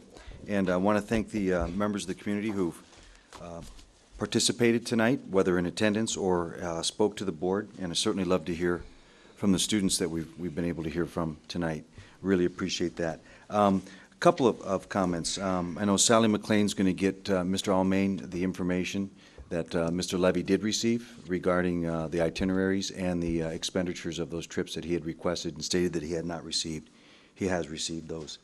The grading. That's incorrect. That is Gavel him. incorrect. I asked for a report. I received none. Mr. Levy, would you please sit down? Thank you. So once again, I've asked Sally McLean to send that information, and she can also forward that to you. As far as grading is concerned, and this is just such obviously it's a sensitive issue, challenging issue. It's an age-old issue, and one of the things that we know is that we're really pretty much the only country in the world that uses grades the way that we do. Doesn't make it right or wrong, it just makes it part of the conversation that I think that David Brower so articulately presented tonight. The thing that really, the good news is we boiled this down to a conversation about a calculation and a conditional matrix, and I realize that not everybody agrees. I realize that it's a work in progress as we continue to try and get this information so that students and parents understand exactly where students at and their current levels of proficiency. The thing about averaging is it really hurts the student who struggles early. And with Power Law and the modified version of Power Law, it's designed to reward that growth, but also reward the consistent learner. And I think that that's a real critical piece.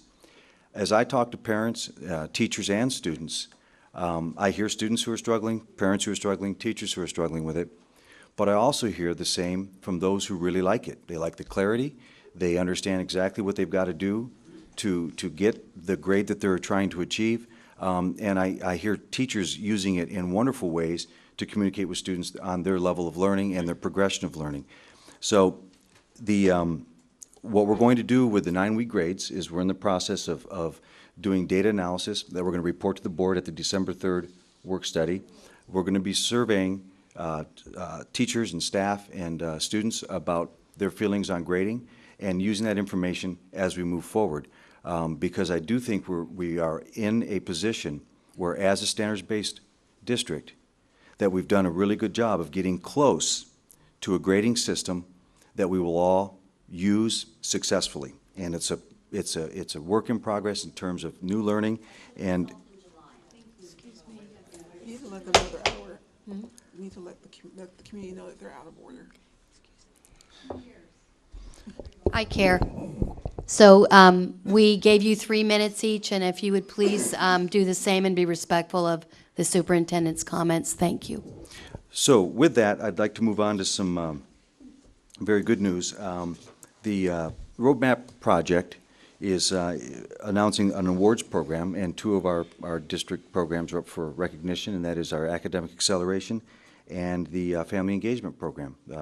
And so looking forward to seeing how that new little roadmap process works out. And again, want to just emphasize, I had the chance to sit with students today at Federal Way High School and talk about We Scare Hunger Thursday night, and how proud I am of the kids for their work in our partnership with Free the Children. And so as Josh Dawson at Federal Way High School said, expect some trick-or-treaters that are a little taller than usual, and they'll just be collecting canned goods, not candy. Thank you. Thank you. It's time for board comments. I'll start to my left. Danny? Director Peterson, excuse me. I'd actually request, could I go last tonight? I had to go first last time. Is that okay, Madam President? I'm fine with going. Thank you. Director Moore, is that okay with you? Oh, that's perfectly fine. Perfect. First of all, thank you all for coming out. And unfortunately, the system tonight is one of monologue, where you kind of talk at us and we talk at you.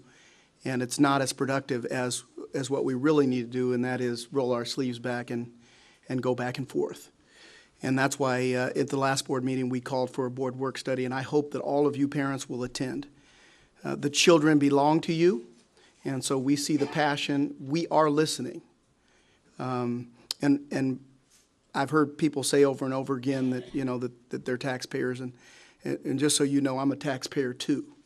And I pay taxes with, both of my children have graduated, and I serve on the board with the passion to help you educate your children to have a great life. I would like to first share that last week I had an opportunity to travel to Baltimore Public Schools on my own dime. We are listening. And so I spent my own money to go to an Ed Trust conference, where I had an opportunity to talk with the leaders of the League of Education Voters, as well as Dr.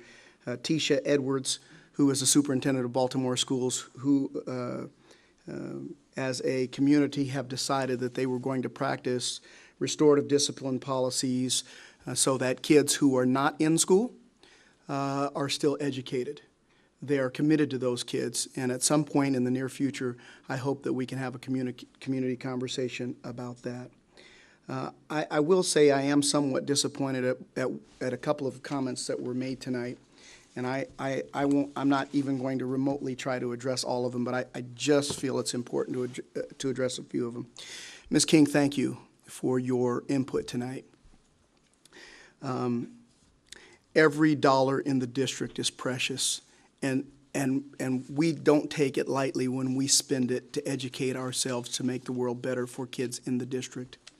Of course, it won't be reported because it's not really all that sexy and sweet about the several times that our staff, through efficiency, has returned millions of dollars back to the district over my 5-year tenure on the board. That won't be reported, but our efficiencies have allowed us to return literally millions of dollars back to taxpayers. So when it comes to spending money, we take it very seriously. I take it very seriously. Mr. Levy, I'm not sure who told you about the reports, but if you had been here when I returned from China, you would have heard the full report that I gave and the expectations I have for the district, for that money that was spent, and how I believe that over time you will see millions of dollars flow back into this district that can be used on kids who live here. I'm glad to have a conversation with you after this meeting where we can have dialogue and not monologue. Your speech was wonderful. It just wasn't accurate. And then finally tonight, to my board members and to staff members who have been working on the grading system, our desire with the grading system is to assess what your children have learned.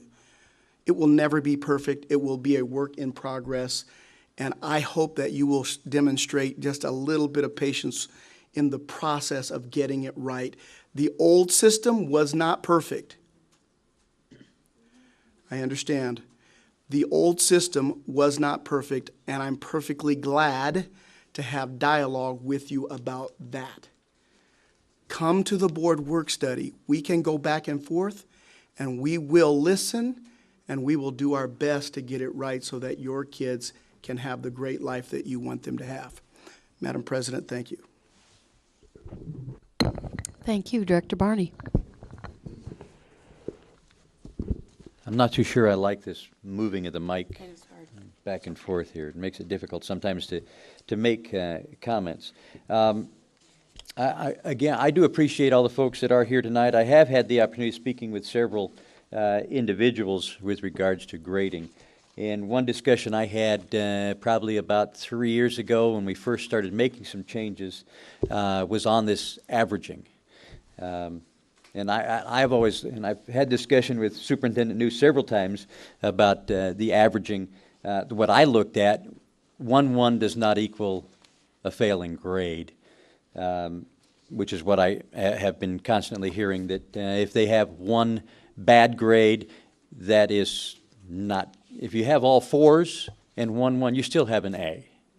Okay, now that is what I am told, okay? And that's what it should be. But when I look at some of the concepts of the weighted average of all of the little boxes as it was explained, if they had an average grade, to me, which is what I kind of looked at and said that would be my preference. There is still some discussion as to how that'll all pan out, but all I can do is wait and see what they finally come up with. I'm one member of the board. I like the averaging concept of the standards. You have you have 10 standards.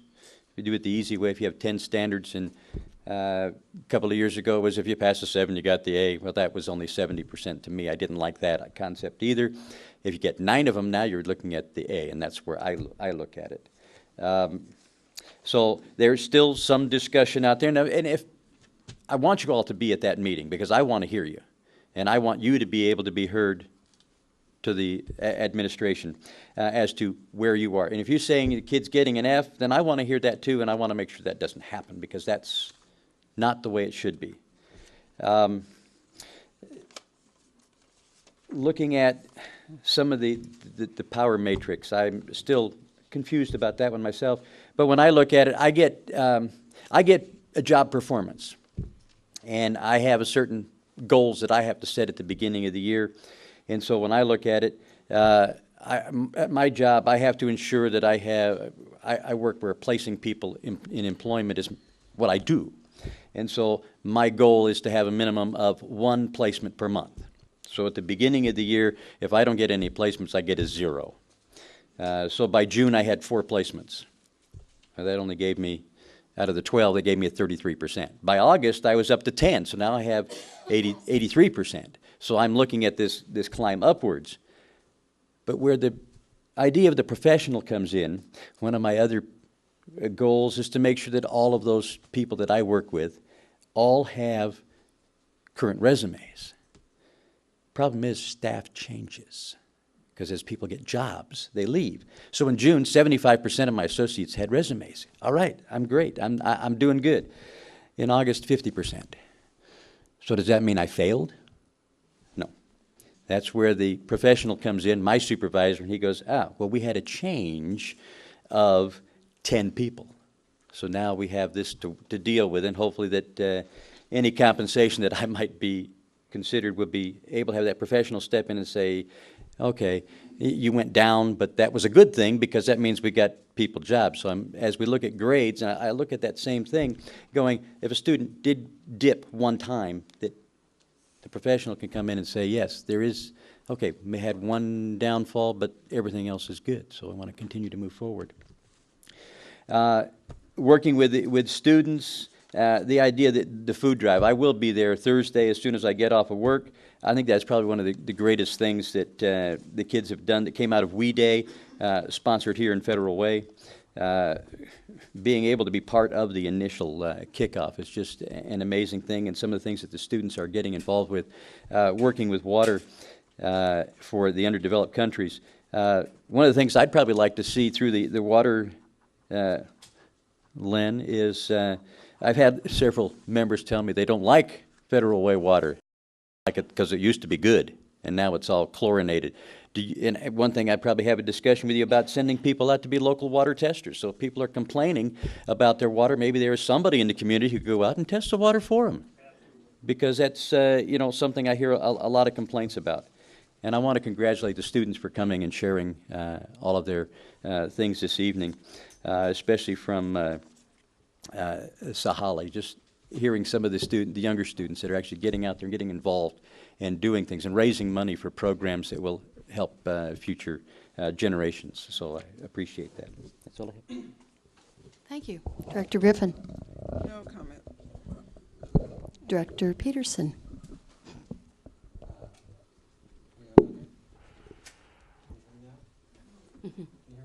No. Well, there's no button to push. I hit it.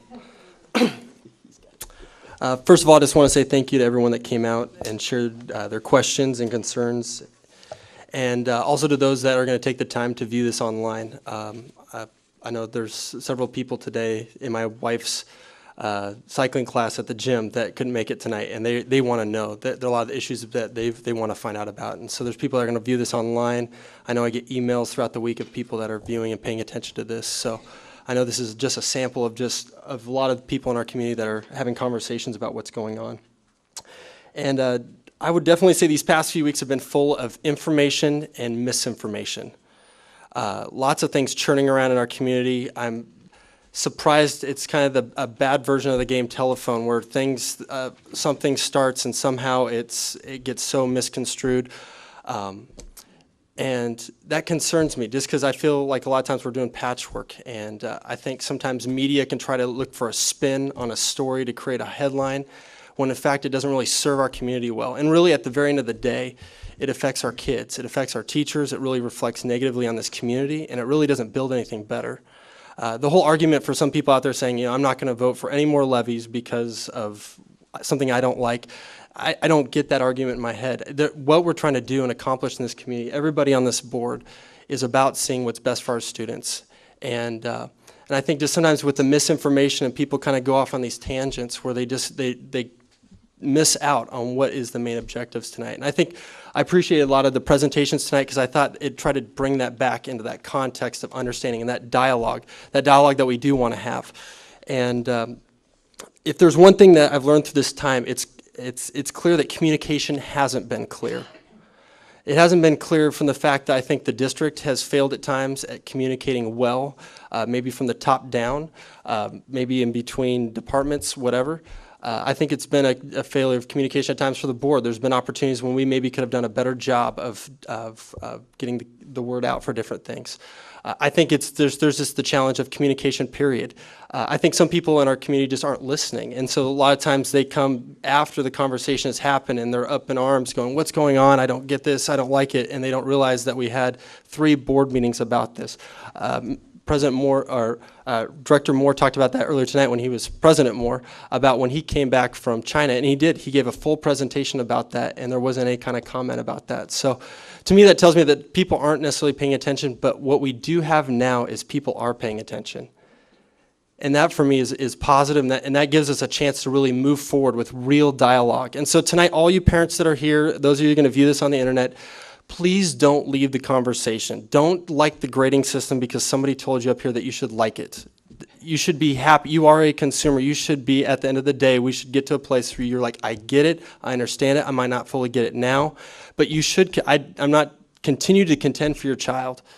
And I have yet to find someone that has missed a scholarship and has missed the opportunity to go to some college or whatever. There's never been any kind of complaint like that in federal way schools that I have heard of getting into the college of their choice and to get the scholarship that they wanted.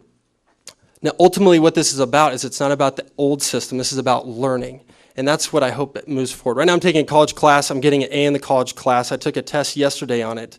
And I'll tell you very much, I had no clue what that chapter was. I skimmed it, went through it, got an A. I'm reading the chapter again right now because I actually want to learn something from that. That's the old system. What this does right now is what we're aspiring to is creating a system where kids come out of this system with actual tangible knowledge that they can apply in real life, that it's not just a diploma in their hand and hope it works out for you in college, but that we really set up our students for success. And this is somebody that went to college, have a master's degree. I get the system. I get what parents are trying to do. They want to see the best for their child. And so I say continue to contend, continue to assume that I don't know everything, and with your understanding too, maybe understand that there is little pockets of misinformation, and contend for the truth. And I want to see this move forward. I think we will as a community, but I think it's just part of that dialogue and that conversation that needs to happen. And that's actually all I'm going to say for tonight, but thank you so much for coming out tonight. We appreciate it. We know there's passion here. You should be passionate about your students. We like to hear about it, and we want to move forward with you, so thank you. Thanks, Director Peterson. I would, again, echo the sentiments of the group and really appreciate people taking time to come out. There are many other things one could be doing in the evening rather than coming to the ESC. So regardless of what it is you have to share or what your perspective is, it's important to hear. I think the other thing we need to make sure of is that people understand that there are 4 ends that we're working on all the time. So it isn't a global end and then nothing else. And it isn't then student achievement and nothing else. That there are 4 big areas that we need to continue to work on as we move our children forward in their success. And those are the global end that you've heard a lot about and have a lot of questions about, and rightfully so. Student achievement, which will always be our first and foremost. How it is that kids are successful, and it doesn't mean college is what they have to do. What it means is they leave having a choice for themselves. If they want to be a carpet layer, then they're going to be the best carpet layer in the world. But you and I are not going to decide for them that because of who they are, what they look like, or what we think their capacity is, they will be a carpet layer. It's going to be their choice. But we need to know what those choices are, and children do as well. Responsibility is another one of the ends, and it's responsibility for their own success and also responsibility around behavior and respect. And then the 4th end is around parent engagement. So as we talk about all these things, please remember all of these things are 4 legs of a stool that make for a whole child, that make for a successful student, and all of them are equally important, and all of them need to have attention to them. The other thing I will say is, and you've heard it tonight again, there are 22,000 students in Federal Way School District, and what we're trying to do is create policy and practice for 22,000 students. You will always have the right to advocate for your student. Always. Always. but we don't create a policy for a student. We create a policy for 22,000 students, and we have to think about who they are, what they look like, what their experience is, and where they come from. And then, if you are a parent or a student who's experiencing something, you will always have a right to advocate, and that will never go away. But what the policy might look like versus what your need might be for your individual child might be a little bit different. So please don't ever not come and talk about what challenges you might have, but also know there are other people that may have a different challenge for whom this system might be something that is working for them when the other one hasn't. So we always have to think about what our experience is, but also what others might be as well.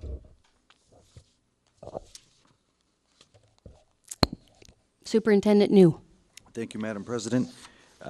Last meeting, you received in consent agenda as receipt only, monitoring reports on executive limitations 4, executive limitations 6, staff relations, and staff evaluations respectively. You were then surveyed on your, to give your feedback on those 2 compliance reports.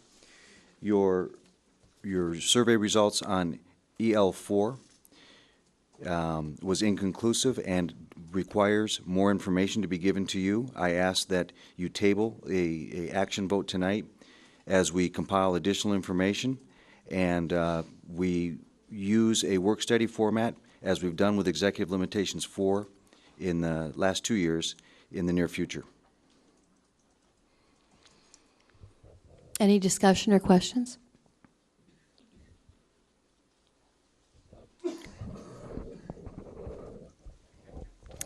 I actually do have some discussion. For the EL4 in the work study, I would like to know more about the number 3 and number 4. So fail to recommend most qualified and best suited candidates to the board for approval, and then fail to make progress toward a diverse staff that reflects our community. You bet. Thank you.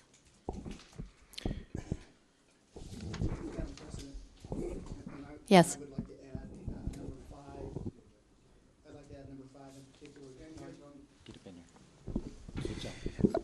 And I would also like to add on EL4, number 5, with respect to provide for an effective handling of complaints and protect against discrimination, harassment, and other mistreatments as well. If we're adding information onto that, please. All righty, duly noted. Thank you. And at this time, your survey results from EL6 staff evaluations demonstrated that you felt we were in compliance, and I ask that you take action as EL6 is in compliance. Madam President, I move that the board approve EL6 staff evaluations, that it's in compliance. Is there a second to the motion? I'll second. All those in favor? Oh, any discussion? All those in favor? Aye. Any opposed? Motion carries. We are at that time. Board assessment, if board members could please fill that out. And Ms. Poppich, do we have any action items or follow-up from the last meeting? We've scheduled the work study for Okay. everybody regarding grading, and I don't have anything else. All right. All righty. For the good of the order, then, we are adjourning the meeting at 8:25. Thank you.